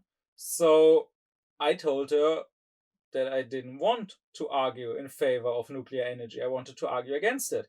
And we had quite a debate about that. Because she said, well, it's very important to be able to put yourself into the shoes of your opponent and to argue from their side. And to be clear here,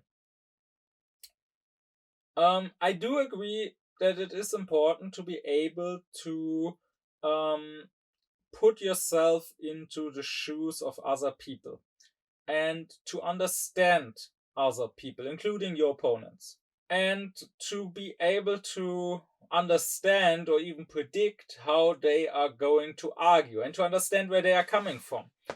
And to be clear, I think that is an ability that is very, very much lacking nowadays. But I'm also quite convinced that it is an ability I possess and possessed even back then to a much higher degree than this teacher. I'm very convinced that it is an ability that doesn't have to do with logic so much, but rather that requires morality and psychological understanding, if anything. But be that as it may, I believe that understanding the other side and understanding where they are coming from and how they are thinking is not the same as being able, or rather being willing, to take up their position and to fight their fight. And what are we really teaching students here? She thought that this was a perfectly fine thing to teach, and that this was an important ability to learn and to train. But I wonder, would she have thought the same way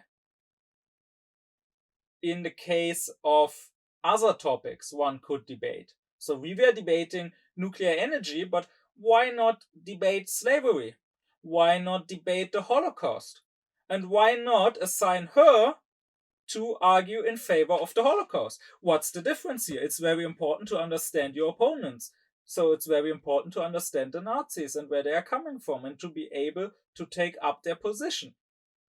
And clearly she would not have been fine with that. In fact, she wasn't when I said just this.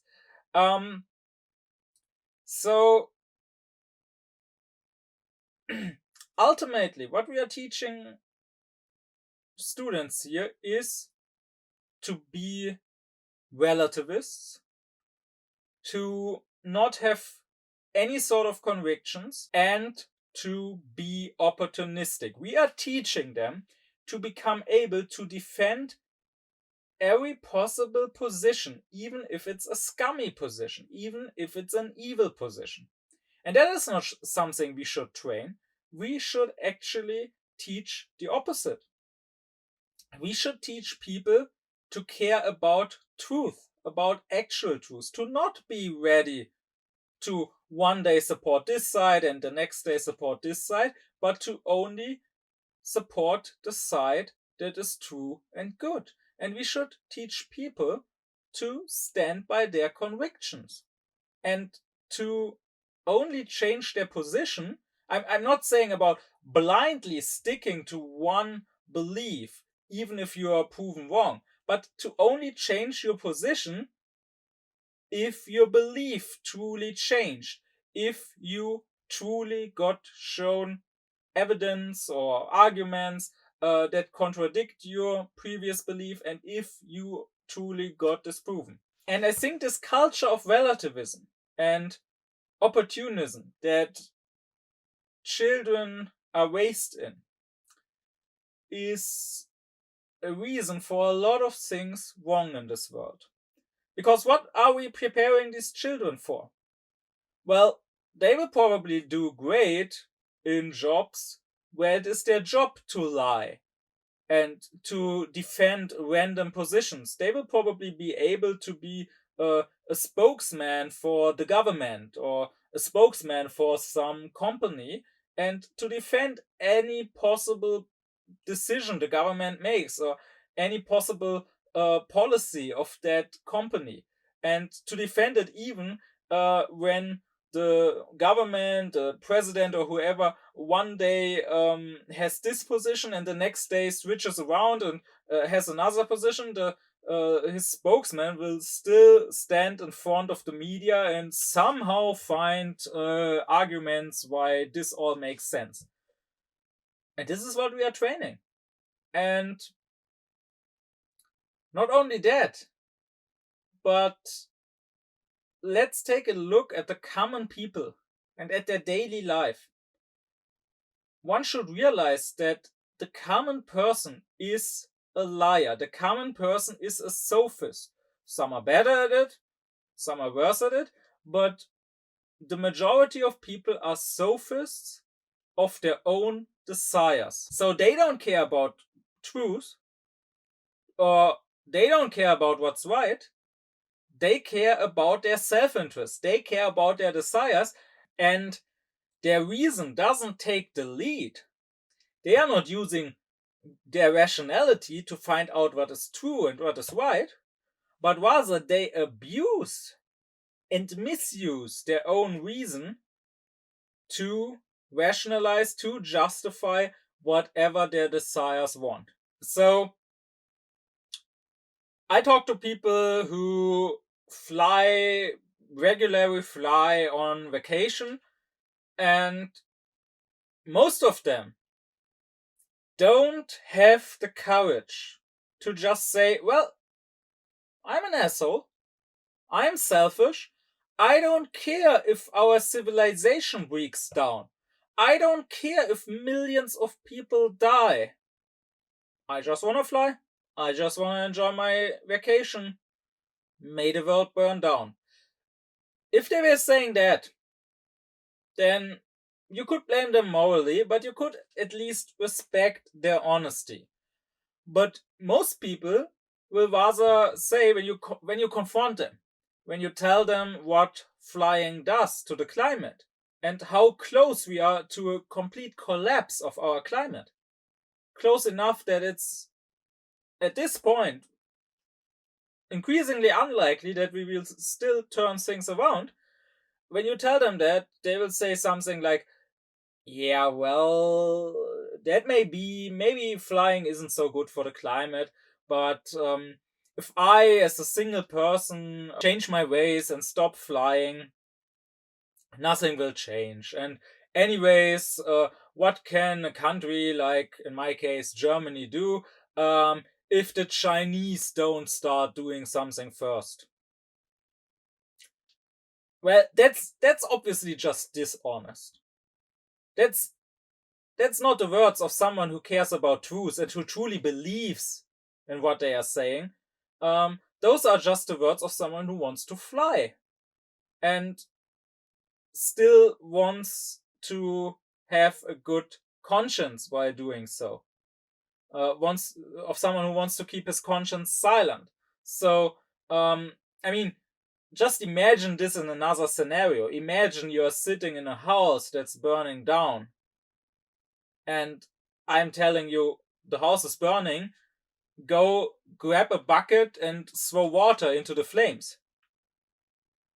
You wouldn't start arguing with me and telling me, well, yes, but me throwing a bucket of water or two into the flames is not going to make a difference if my neighbor doesn't do the same in his burning apartment. You would start throwing water into the flames. You would start panicking and doing as much as you can. And you would bang the walls and scream at your neighbor to do the same at the same time. But you wouldn't wait for him to start. And that's what we should do, of course. As long as, for example, Germany points at China, and of course other countries do the same, what stops China from pointing at us and saying we should start first? Well, everyone should start first. And maybe if someone did actually start, others would follow. But this is the result of the way we raised people. We raised them to be able to rationalize what isn't rational. And ultimately, this is not the way to raise mature citizens of a republic. This is the way to raise subjects of despotism. Because if some despot should rise to power, people with firm convictions would resist. But people who have been trained to be sophists, who have been trained in this sort of dialectic, they would justify it. And not so much towards others, but towards themselves. They would justify it to keep their own conscience silent when they are supporting this despotism. And that is something that can be observed. That is something that happens in all the despotic states. That is something that happened, for example, when the Nazis rose to power. And this is why someone like Hannah Arendt, who had lived in Germany and who had to flee when the Nazis rose to power, why she, after 1933, became very critical of most intellectuals. This is why for a while she even said she didn't want to have anything to do anymore with all these intellectual things, because what she observed was that many people she knew fell in line.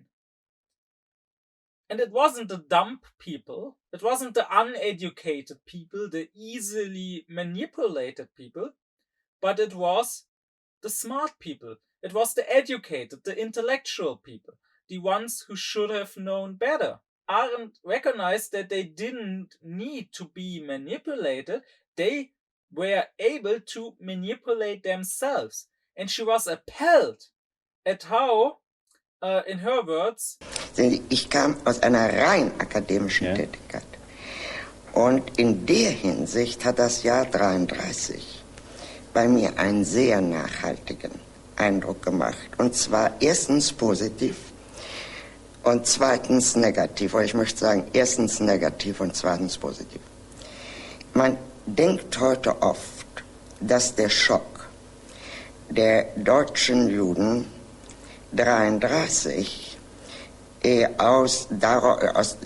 sich damit erklärt, dass Hitler die Macht ergriff. Nun, was mich und Menschen meiner Generation betrifft, kann ich sagen, dass es eine kuriose Missverständnis ist. Das war natürlich sehr schlimm. Es war politisch, es war nicht persönlich. Dass die Nazis unsere Feinde sind, mein Gott, wir brauchten doch bitteschön nicht Hitlers Machtergreifung, um das zu wissen. Das war doch seit mindestens 4 Jahren jedem Menschen, der nicht schwachsinnig war, völlig evident. Dass ein großer Teil des deutschen Volkes dahinter stand, ja, das wussten wir ja auch. Davon konnten wir doch nicht 1933 schockartig überrascht sein. Sie meinen, der Schock lag im Jahr 1933 darin, dass es vom allgemein Politischen ins Persönliche gewendet wurde? Nein, nicht mal. Erst das auch. Erstens wurde das allgemein Politische ja eine persönliche Schicksal, sofern man herausging, nicht? Ja. Zweitens aber wissen Sie ja, was Gleichschaltung ist. Und das hieß, dass die Freunde sich gleichschalteten. Ja. Es hat doch niemals das Problem, das persönliche Problem, war doch nicht etwa, was unsere Feinde taten, sondern was unsere Freunde taten. Nun gut. Was damals in der Welle von Gleichschaltungen, die ja ziemlich freiwillig war, jedenfalls noch nicht unter dem Druck des Terrors, vor allen Dingen aber in dem plötzlichen Verlassen. Es war, als ob sich ein leerer Raum um einen bildete. Nun, ich lebte in einem intellektuellen Milieu und ich kannte aber auch andere Menschen. Und ich konnte feststellen, dass unter Intellektuellen das sozusagen die Regel war und unter den anderen nicht. Und die Geschichte habe ich nie vergessen. Und mit einer Sache ging ich raus aus Deutschland. Wie ich damals dachte, natürlich immer etwas übertreibend. Nie wieder. Ich rühre nie wieder irgendeine intellektuelle Geschichte an. Ich will mit dieser Gesellschaft nichts zu tun haben. Ich war ja natürlich nicht der Meinung, dass also nun deutsche Juden oder deutsch-jüdische Intellektuelle, wenn sie in einer anderen Situation gewesen wären, als in der sie waren, sich wesentlich anders verhalten hätten. Der Meinung war ich nicht. Ich war der Meinung, das hängt mit diesem Beruf zusammen. Ich spreche in der Vergangenheit, ich weiß heute mehr darüber als damals. Ich wollte Sie fragen, glauben Sie das noch? Ja, wissen Sie, nicht mehr in dieser Schärfe. Aber dass es im Wesen dieser ganzen Sachen liegt, dass man sich sozusagen zu jeder Sache etwas einfallen lassen kann. Die Leute sind doch, sehen Sie, dass jemand sich gleichschaltete, weil er für Frau und Kind zu sorgen hat, das hat ihm nie ein Mensch übergenommen. Das Schlimme war doch, dass sie dann wirklich daran glaubten. Für kurze Zeit, manche für sehr kurze Zeit. Das heißt, zu Hitler fiel ihnen was ein. Und zum Teil ungeheuer interessante Dinge, nicht? Ganz fantastisch interessante und komplizierte und hoch über dem gewöhnlichen Niveau schwebende Dinge. Das habe ich als grotesk empfunden. Das heißt, sie gingen ihren eigenen Einfällen in die Falle, würde ich heute sagen. Nicht, das ist das, was passiert ist. Das habe ich damals nicht so übersehen. I think that is something that hasn't changed. Still, intellectuals are able to always come up with something about anything, to explain away and to justify anything. And whatever the current reigning ideology may be, go to a university and you will find people there perfectly able to justify it. And I guarantee you that if things change and if the reigning ideology is replaced with another one, they won't collectively resign. They won't collectively resist. Even if beforehand they could explain so amazingly why the previous system was so great, they will now have equally good explanations why the new system is so great. So we should distrust this sort of dialectic. Kant calls this art sophistical dialectic to distinguish it from the one that he is teaching, which he calls critical dialectic. Because if dialectic is the logic of illusion, as Kant puts it, then you could teach dialectic in a sophistical way, and that would mean the art of creating logical illusions. And as I already said, that is something Kant doesn't want to teach, and something no philosopher will want to teach. But you could also take dialectic, Kant says, as the art of dispelling illusions, as the art of realizing when something is a logical illusion. And that's the critical dialectic, that's the one he is teaching. And this one is a very important part of Kant's philosophy and also of his critical project. I will, at later stages and later lectures, I will talk further about this kind of dialectic, because Kant found that our reason itself is dialectical in certain circumstances. So there are certain arguments that appear to be logical and that appear to prove something, while not actually proving it. So dialectical arguments, there are certain such dialectical arguments, Kant says, that are not made up by sophists at will to fool people, but rather that are created by our own reason, and certain dialectical arguments that we will necessarily come up with and fall for by ourselves when thinking about certain topics like God or freedom or whatever. And this natural, so to say, dialectic in our reason, this is what Kant wanted to dispel. And so in all of his critiques, you will find a chapter dedicated to the dialectic of pure reason, the dialectic of practical reason, where Kant tries to make this natural illusion that our reason creates for ourselves go away through critical dialectic. But as I said, this is something I will talk more about at a later stage. For now, I want to conclude what I have to say about logic, and that is that both analytic and dialectic are part of pure logic. But as I explained in an earlier lecture, all the sciences, according to Kant, have a pure and an applied part. The pure logic, Kant says, is true for all beings of reason. So there are certain formal rules for rational thought that have to apply not just to humans, but also to aliens or to angels, if there are such. So here we can abstract from our human condition. Well, applied logic, Kant says, would be about things like errors in thought or prejudices or whatever. Things that are specific to the human race, because they depend on our empirical conditions. This is also why this applied logic, Kant says, would have to borrow knowledge from empirical psychology, from empirical psychological knowledge about how humans function. And while the general rules for thinking and for what is a formally correct argument, a formally correct conclusion, while they would be true for all reasonable beings.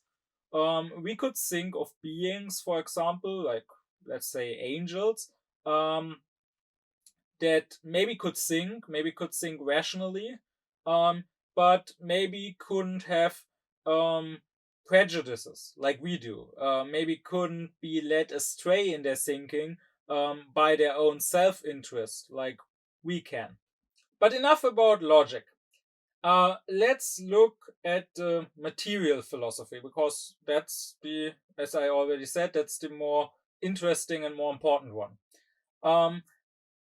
And material philosophy is once again divided into two parts.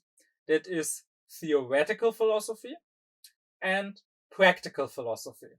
And that's a division that Kant didn't come up with. That's a division that existed even back in ancient philosophy. Once again, what Kant did, and what we have to praise Kant for, is that he is the first to come up with a proper distinction between those two. Because just like between philosophical science and mathematics, he makes his distinction based on principles. So he asks, what are the two different principles these two different branches of philosophy stem from? Well, insofar as they are material philosophy, they both try to find knowledge about certain objects, about certain matters. So the difference can be found by asking ourselves, what objects can we have scientific knowledge of? And Kant says there are only two objects. One is being. So I can try to have knowledge of the things that are, the things that exist. And that would be theoretical philosophy. The word that Kant uses for the sum of everything that exists is nature. So theoretical philosophy is philosophy of nature. I want to clarify, however, that nature here is to be understood in the broadest possible sense. So nature doesn't mean what we would usually call nature, but nature rather would also include things that you would usually call supernatural, like God or like the soul. Nature really just means everything that is. So theoretical philosophy does include natural science, like physics, because it does ask about the nature of this world. It does ask about the nature of matter and of energy and of the different forces that make up this universe. But philosophy of nature or theoretical philosophy would also include theology, because it would also ask about the nature of God and about whether there is a God. Well, the other thing we can try to know something about, apart from that which exists, Kant says, is freedom. Our free actions that may bring something into existence, but that don't exist yet, but that could exist. And that is practical philosophy. Practical philosophy, according to Kant, is philosophy of freedom. Now, here too, I want to clarify something, and that is that, of course, practical philosophy is still a theoretical endeavor, because it's a science, and science as such is about theory. It's about knowing things. So by practical philosophy, Kant doesn't mean going outside and acting in a certain way, maybe in a philosophical way, acting like a philosopher, maybe acting wise, or whatever should be meant by that. That is, of course, important, And that will come up again when I talk about philosophy in the world sense of the word. But that's not practical philosophy. That could be called practicing philosophy, or that could be called philosophical practice. But it is not practical philosophy. Practical philosophy is science dealing with freedom, so dealing with free actions, but it's not actually doing those actions. It is so far removed from that, actually, that I might mention Fichte's definition of philosophy. Fichte says that philosophy, doesn't matter if it's practical or theoretical philosophy could be defined as not living, while life could be defined as not philosophizing. Because Fichte says, when you are doing philosophy, life is on hold, so to speak. You are stopping life and now you are reflecting about life. You are going on some meta level and thinking about life. And then when you are doing life, when you are acting, when you are going about your daily life, and this is true for the philosopher as much as for the regular person, you are not doing philosophy. You are not reflecting on all these things. You are just doing them. So in this way, Fichte says philosophy and life are polar opposites. And that is true for practical philosophy too. But now, let's consider that all science, as I explained in a previous lecture, all science deals with laws. So then, if theoretical science is about being, then it deals with the laws of being, the laws of nature, the laws according to which things exist, and the laws according to which things have to exist in this particular way. That's why natural science is a part of theoretical philosophy to Kant. But what about the other side? What about practical philosophy? Practical philosophy then would mean dealing with the laws of freedom. But what is that supposed to mean? What are the laws of freedom? One could assume that what is meant here is the laws that determine what could be, the laws that determine what we can do or can't do. But that's not practical philosophy, that belongs to theoretical philosophy. Because that's just the laws of nature. Like when I say human beings can walk, but they can't fly. Well, how do I know that? I'm talking about something that is. I am saying the human is this way. He has legs, but he doesn't have wings, so he can't fly. So this is a question that natural science could answer. Natural science can tell us that human beings can't fly. So that is part of theoretical philosophy.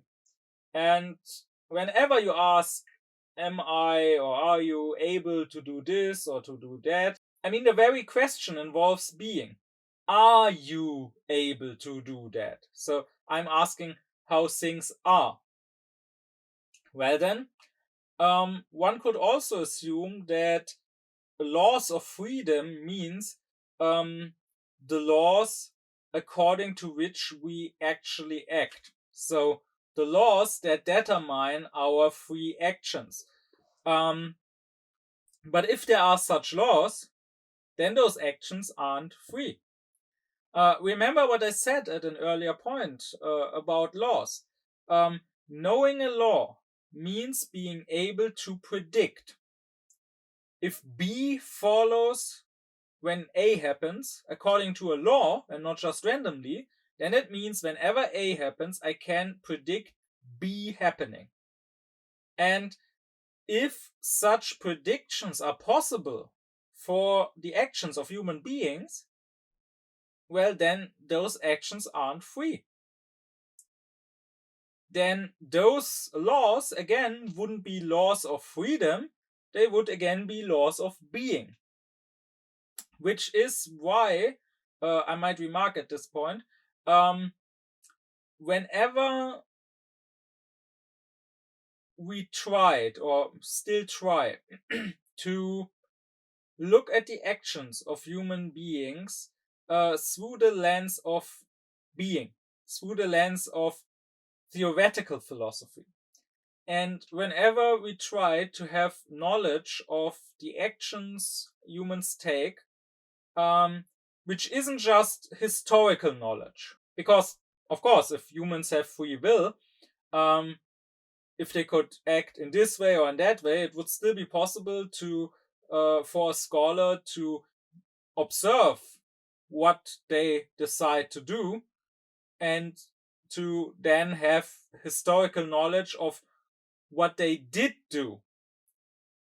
But that's not knowledge of laws, that's not scientific, because I just know that humans did act in this or that way.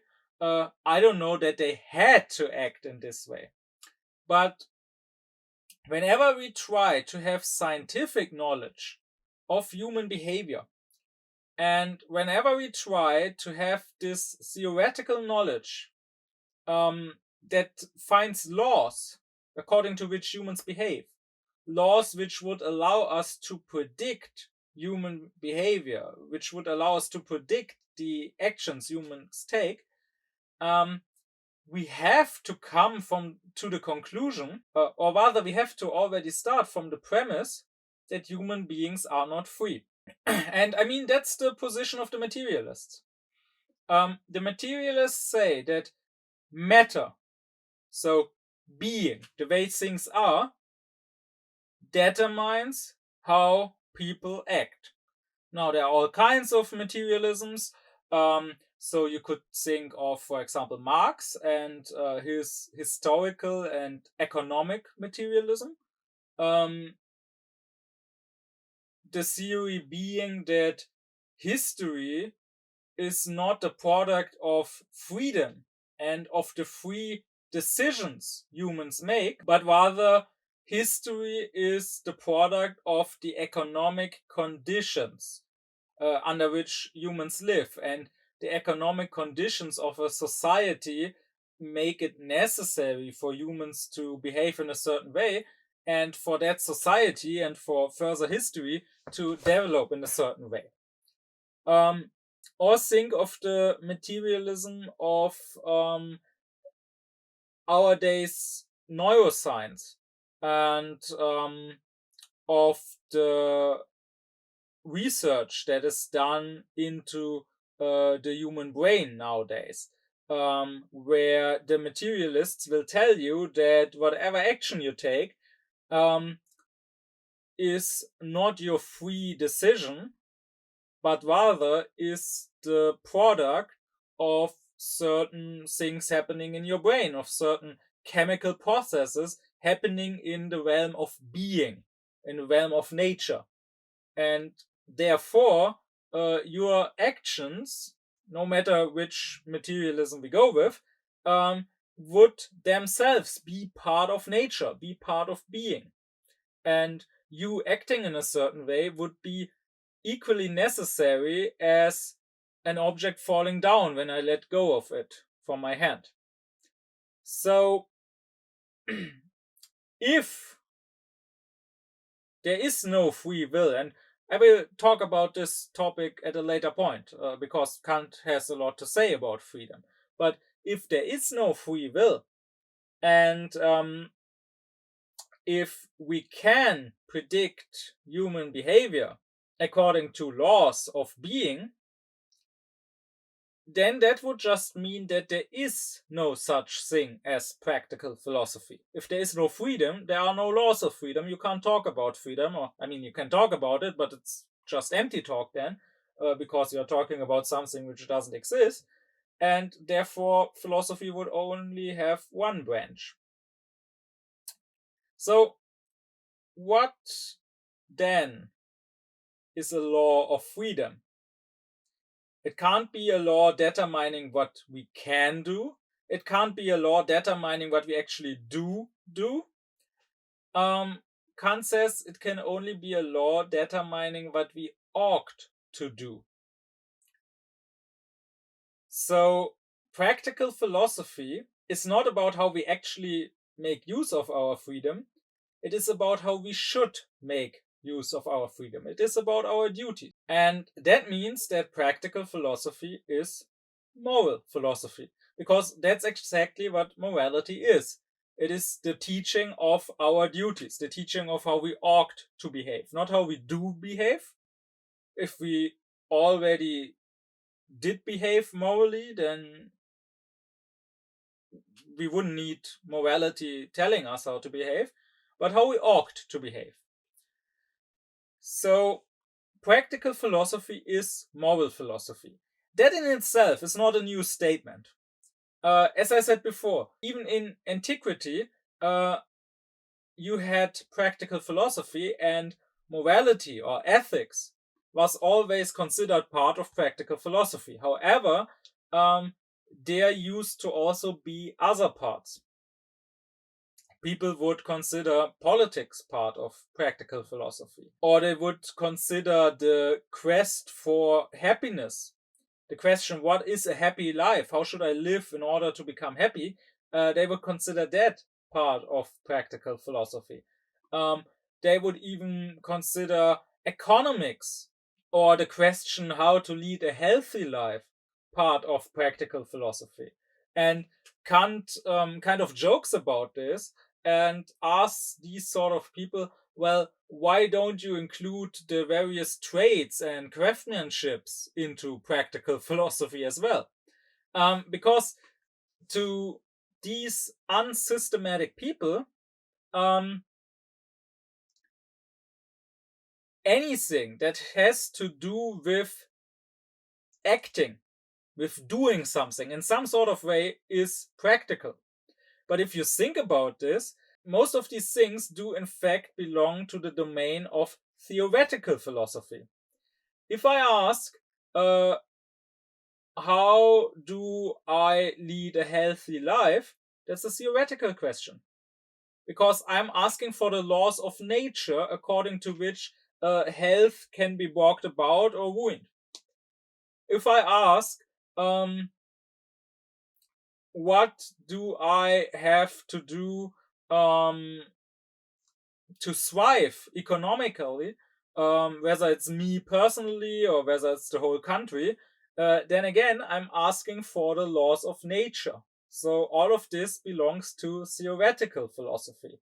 It is knowledge that helps us acting. It is knowledge that we need when acting. But in itself, it is not practical. It is theoretical. So the only real practical philosophy is moral philosophy, Kant would say. Kant, for example, famously says that a good physician who knows how to create a medicine to cure someone who is afflicted with some illness is not different, as far as his knowledge is concerned, is not different from a good poisoner who knows how to create a poison to kill somebody. Both have theoretical knowledge of the laws of nature. They have knowledge about the body, about certain substances, maybe certain plants, and about how the body will react to them, about which benefit the body and which poison and harm the body. And so the question, how do I create medicine and how do I create poison, are theoretical questions. And only the one question, what should I do? Should I use my knowledge to create a poison and murder somebody? Or is that actually forbidden? Is that not how I should use my freedom? Should I rather use my knowledge to help somebody and to heal somebody from an illness, only that question is practical. And it can't be overstated how important that distinction is. Kant is the one who brought immense clarity into philosophy and into the discussion of morality by really distinguishing between is and ought, between the realm of being and the realm of what should be. Philosophers before him didn't so clearly distinguish that always. And unfortunately, that distinction hasn't been picked up by everyone after him. By some people, like Fichte. But even now, in so-called philosophy, and even more so, of course, outside of it, you will find that people struggle a lot with this difference. And that is what harms lots of discussions of morality. What makes lots of discussions of morality so pointless, because people, and it is the more true, the more unaufkläred they are, people have such difficulty when you talk about their duty, when you talk about what ought to be, to not fall back into what is. So very often I have made the experience that I was talking about morality, I was talking about what we should do, and people answered to me either, well, but that isn't happening, or that can't happen. And both of that may be true or not, but it is not about what ought to happen at all. So it's not really an answer to what I talked about, it's a change of topic. So, for example, I might tell someone, there should be world peace. And this should not be a controversial statement. I mean, it's obvious that war is wrong. And therefore, we should strive for peace. We should do our best to create world peace eventually. Of course, it won't come about just tomorrow, but it is obviously that it is our duty to create peace on Earth. And when I say that, some people would reply, oh, you are so naive, that will never happen. War is part of human nature. Humans have always fought wars and they always will be. And, well, that may be true. It may also be wrong. And I don't see how, even if it was true, you could possibly prove that. But that's beside the point now. I don't want to discuss that question. Maybe war is part of human nature and humans will always fight wars. Yes. But it doesn't change the fact that it is wrong. That doesn't change the fact that we shouldn't do that. And it doesn't suddenly become okay or good or moral just because we always do that and just because our nature compels us to do it.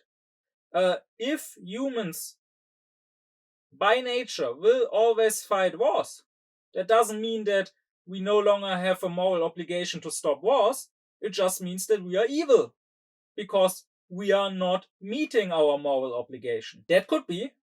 Maybe humanity is rotten to its core and necessarily evil, but in that case, that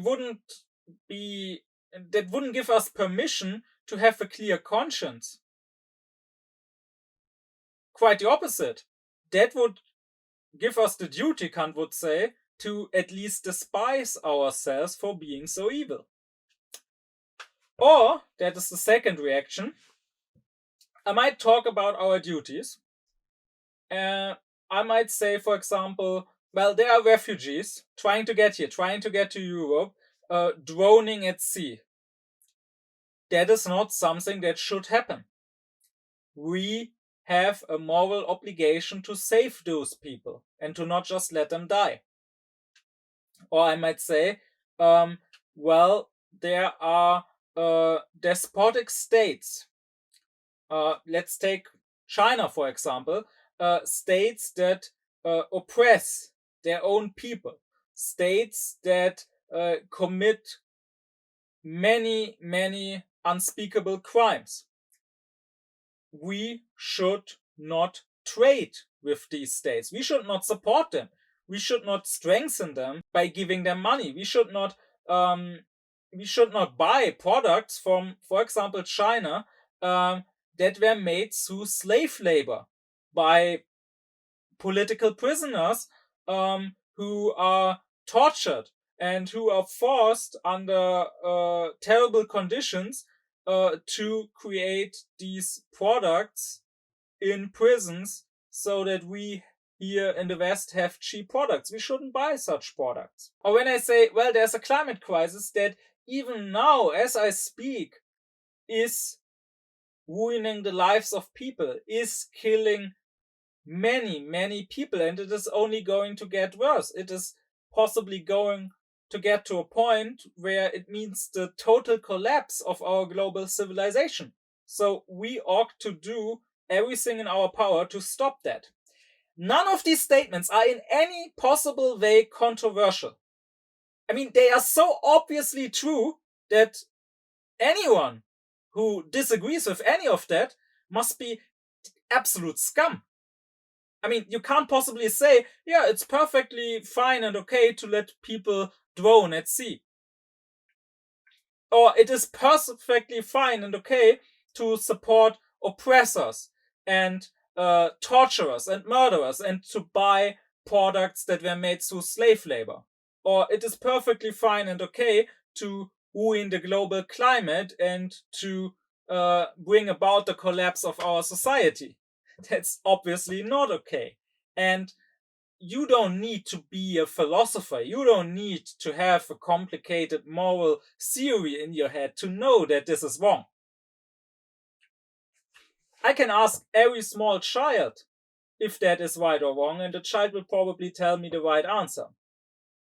But many people will respond with something along the lines of, well, yes, things are not perfect. It's a shame that things are the way they are, but we can't change it. That's what it comes down to. They always say, we can't. I say we should, and they say we can't. They are going to say, well, if we save all the refugees and take them, in my case, into Germany or into other countries, then that will bring about chaos, they will cause crime, and they will take our money, and so on and so on. And if we stop trading with China or other such countries, that will harm our economy, and then our society will break down. We are dependent on China. Or if we change our lifestyle, if we change how much energy we consume, or if we don't consume fossil fuels anymore, that again will hurt our economy, it will hurt our society, our way of living. Some people will say, do you want us to go back to the Middle Ages or what? Which of course is quite dishonest, because no serious climate researcher ever claimed that we would have to go back to living like in medieval times. So I might add that, yes, if that was the only option, I would want that to happen, because people have lived in the Middle Ages, well, for the whole Middle Ages. So apparently it's possible. I'm not saying it's perfect, but it is possible. While on the other hand, whether it's possible for us to live in a world that has been heated by 5 degrees, whether that's possible, that's not so certain. So yes, if it came down to that, I would actually prefer the Middle Ages, but that's really besides the point, because we don't actually have to live like in the Middle Ages again. But you can see that always people will say, well, it's not possible to behave morally. And now imagine for a second that this kind of argument was used in other circumstances. Imagine you're walking down the street with a friend and you are witnessing an accident, and now someone is lying on the street, bleeding, and is about to die from injuries. And imagine saying to your friend, we ought to help. We ought to call an ambulance. And imagine your friend replying, oh, no one is helping. Look around. You're so naive. All these bystanders here, they saw it and no one is doing anything. Well, that might be true. No one is doing anything, but that doesn't change the fact that we should be doing something. And the fact that so far no one else has done anything, and that maybe no one else is going to do anything, doesn't absolve us of our duty. And now, as for what we can and can't do, imagine someone is afflicted with a deadly illness. And imagine telling physicians that they should save that person's life, that they should cure that illness. And imagine their only answer was, we can't. It's not possible. There is no medicine for this illness. Now, maybe that's true for the present. Maybe at present there is no cure known to man that can help a person with this particular illness. But still, our duty would remain the same. Our duty would be to help that person and to possibly save his life. So, if we don't know how, that would just mean we now have the duty to find out. So, physicians should now go to, they should now go do research, they should now go to the laboratory, and they should now try to create a cure for this illness. And maybe that won't happen so fast. Maybe that person will die before the cure is ready. Maybe it will take years, maybe it will take decades or even longer. But still, we have the duty to do something. And if we are just going to stand around and say, well, we can't, we don't have the means to do anything, then we will never be able to do something. Then people will always die from this illness. When, on the other hand, we were to say, well, right now we can't, but still we know that we should help, so let's try to find out a way to help, then and only then will we maybe one day find a cure or a vaccine or whatever to help people, to help find that illness. And the same is true in the examples I gave. Of course, we can't just save the climate in a day. No one is saying that. But that's no reason to not save it at all. That's no reason to keep waiting and doing nothing. Quite the opposite, that's a reason to start today. Because we know it will take more than one day, so we know that even if we wait just one more day, that's one more day lost, and it's already going to take quite enough time. And likewise, no one is claiming, of course, that we can just cut all ties with China from one day to the other. But if we realize that it is our duty to cut those ties, to no longer profit from slave labor, then we could start changing our economy. Then we could start growing more and more independent from such countries as China. But if we dismiss our duty right away, simply by stating, well, it can't be done, then of course it will never be done. And This shows how dishonest people talking like that are. They are not interested in truth. And the answers they are giving, the arguments they are giving, are not given in good faith. They are given to justify their own immoral behavior, and that's everything. Because they don't care about what is right, they only care about their selfish interests. They want to keep going the way they've always kept going. And now they want to justify it, and through these justifications, they want to shut up their own conscience. And funnily enough, by doing so, they indirectly admit that I am right with claiming that this and that is their moral duty. And that deep down, they know that I'm right. Deep down, their own conscience is telling them that I'm right.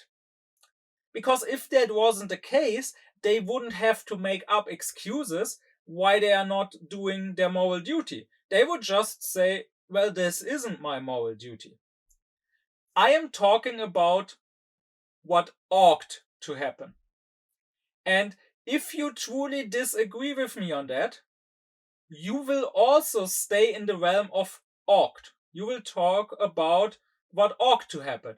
You will either say, well, there is no moral duty. There is no such thing as something that should happen. There's only things we want to happen. Or you would say, well, maybe we do have certain moral duties, but this isn't one of them. This isn't something, world peace, for example, this isn't something that should happen. When you don't answer with a should or a shouldn't, in a case where I clearly talked about a should and nothing else, but when you rather answer with an is or can't be, you are indirectly admitting that what I'm saying should indeed be. You just don't want it to be, so you are trying to excusing yourself by saying, well, it isn't happening or it can't happen. And I'm also mentioning this because it ties back to what I talked about earlier when I talked about sophistic dialectic. That's exactly what I meant. And that's what, if you ask me, we are teaching children at school. That's what we are training students to do. People are rationalizing their own behavior, even if that behavior isn't rational, but rather is just guided by their own desires and by their own selfish interests.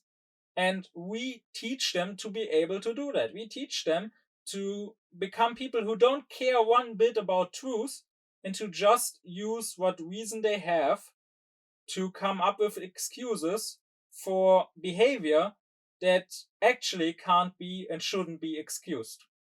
So my advice at this point is, don't be fooled. When it comes to morality, when it comes to moral debates, be very, very mindful whether somebody is talking about an ought, what ought to be, or whether somebody is talking about an is, what is. And be mindful of when they switch between those two realms, because those two realms are separate. They are not connected.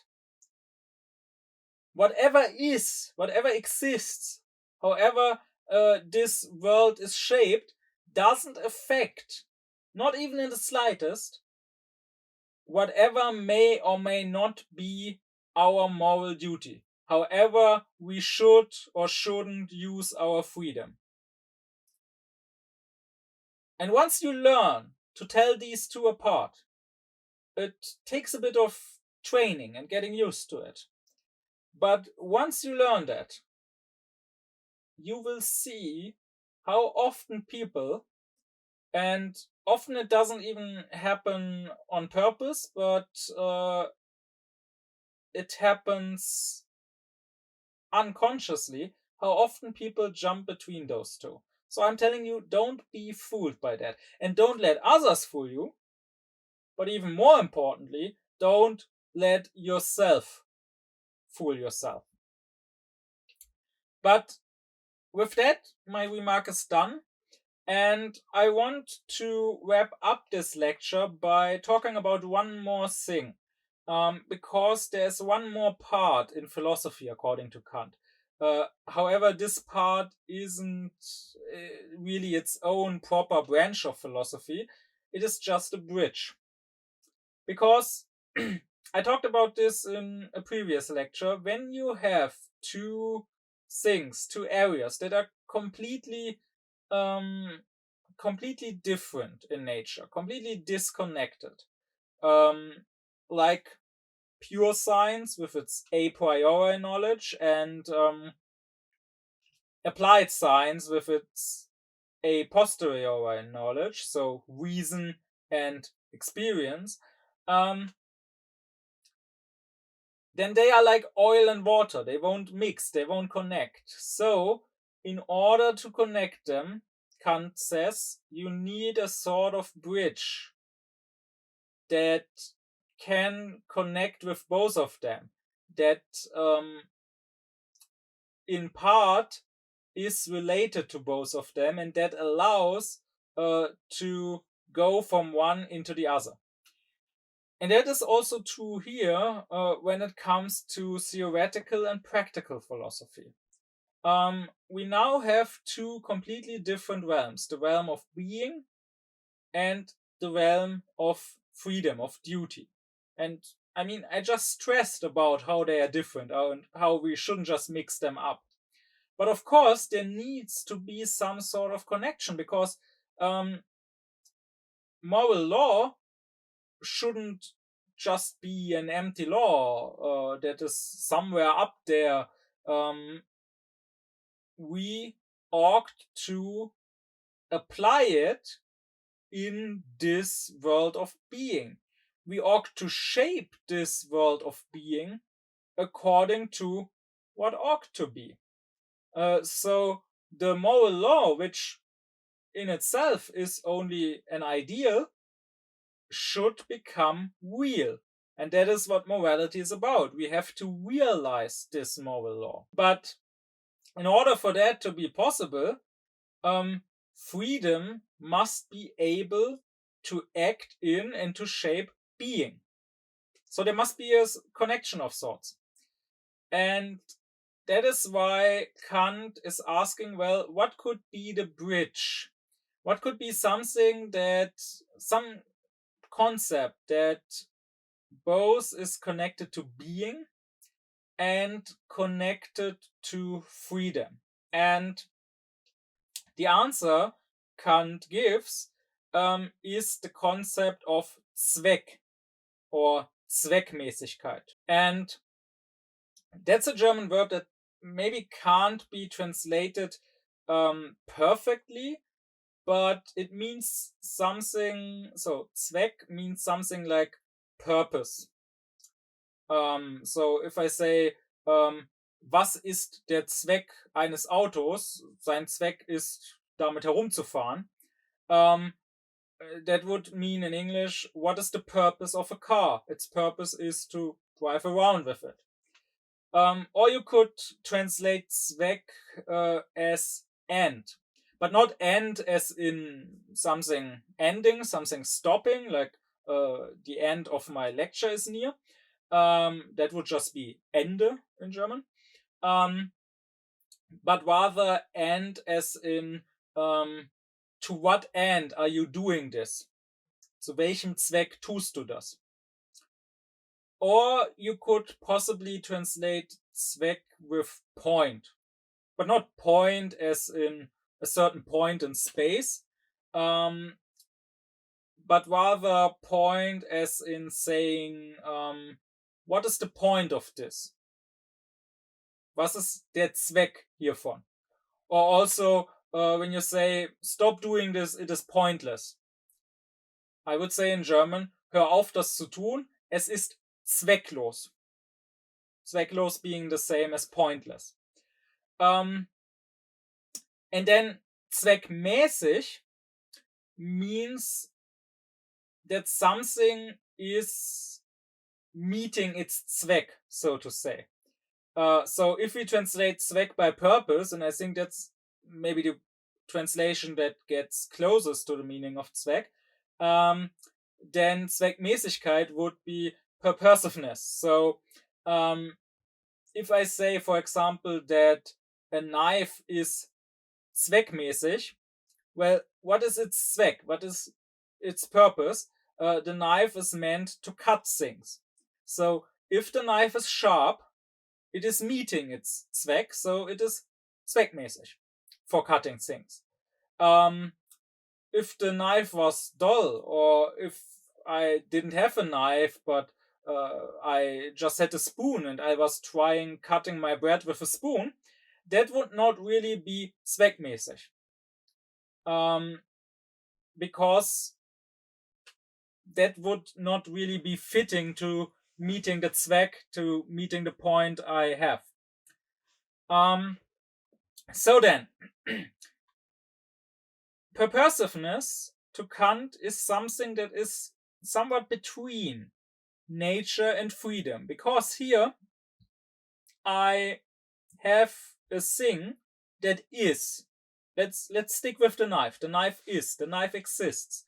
So it belongs in the realm of nature, in the realm of theoretical philosophy. But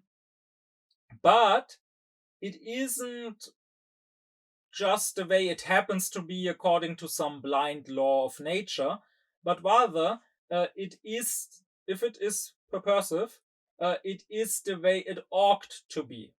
The knife ought to be sharp in order to fulfill its purpose and cut.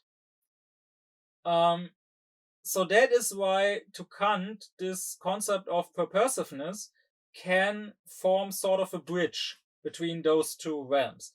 And to him, this concept is important mainly in two areas. And both of this he deals with in his critique of the power of judgment. First, you have organic life, organisms. And second, you have the beautiful, like the beautiful artwork. Because both have a certain purposiveness. You could maybe say that the organic life form belongs more into the realm of being. It is something that is, but it is being that seems to have freedom inside of it, so to speak, because it seems to be designed according to a plan. And by this, Kant is not saying that creationism is true. He's not saying that the organic being actually has to come through intelligent design, that there actually has to be a God who designed it to meet a certain purpose. He's just saying that it seems to be. Like, we can't help ourselves. When we look at organic life, it doesn't seem random. It seems like it was created according to a certain purpose. And on the other hand, if you think of a beautiful piece of art, we could say that it is a product not of nature, but of freedom, because the artist decided to create it, but one that seems to have nature inside of it, or that seems to be natural, just like the organic being is a product of nature that seems to come from freedom. Because if we are talking about true art, it should seem natural in a way. It should not seem too artificial. Like, if you have a poem and it rhymes, it should not be too obvious that the poet struggled with finding the correct rhyme. If it is a great poem, it will appear. Doesn't mean that it really was that way. Just like the way organic beings appear to be designed doesn't mean they actually are designed, but it appears like the artist didn't struggle with finding the rhymes at all, but like it just naturally came about this way. So in that way, purposiveness Kant says, can build a bridge between the theoretical, the being, and the practical, the freedom. What exactly he says about this topic, I will come back to in later lectures, just like I will come back to theoretical and practical philosophy and what Kant has to say about those in later lectures. For now, it was just important for me to explain the structure, the system of philosophy according to Kant. So you have formal philosophy, that is logic, and you have material philosophy, which in turn is divided into theoretical and practical philosophy, both being connected by not a third branch of philosophy, but by the reflection on this concept of purposiveness. My deep thanks be to my supporters: Kubilai Celik, Thomas Deuringer, Garnau Klaufen, Benjamin Lehning, Oblomov, Samet Özkilic, Christos Pai, Alexander Reuter, Elif Özün, Yasin Özün, as well as to all others who support me and my aufkläring course.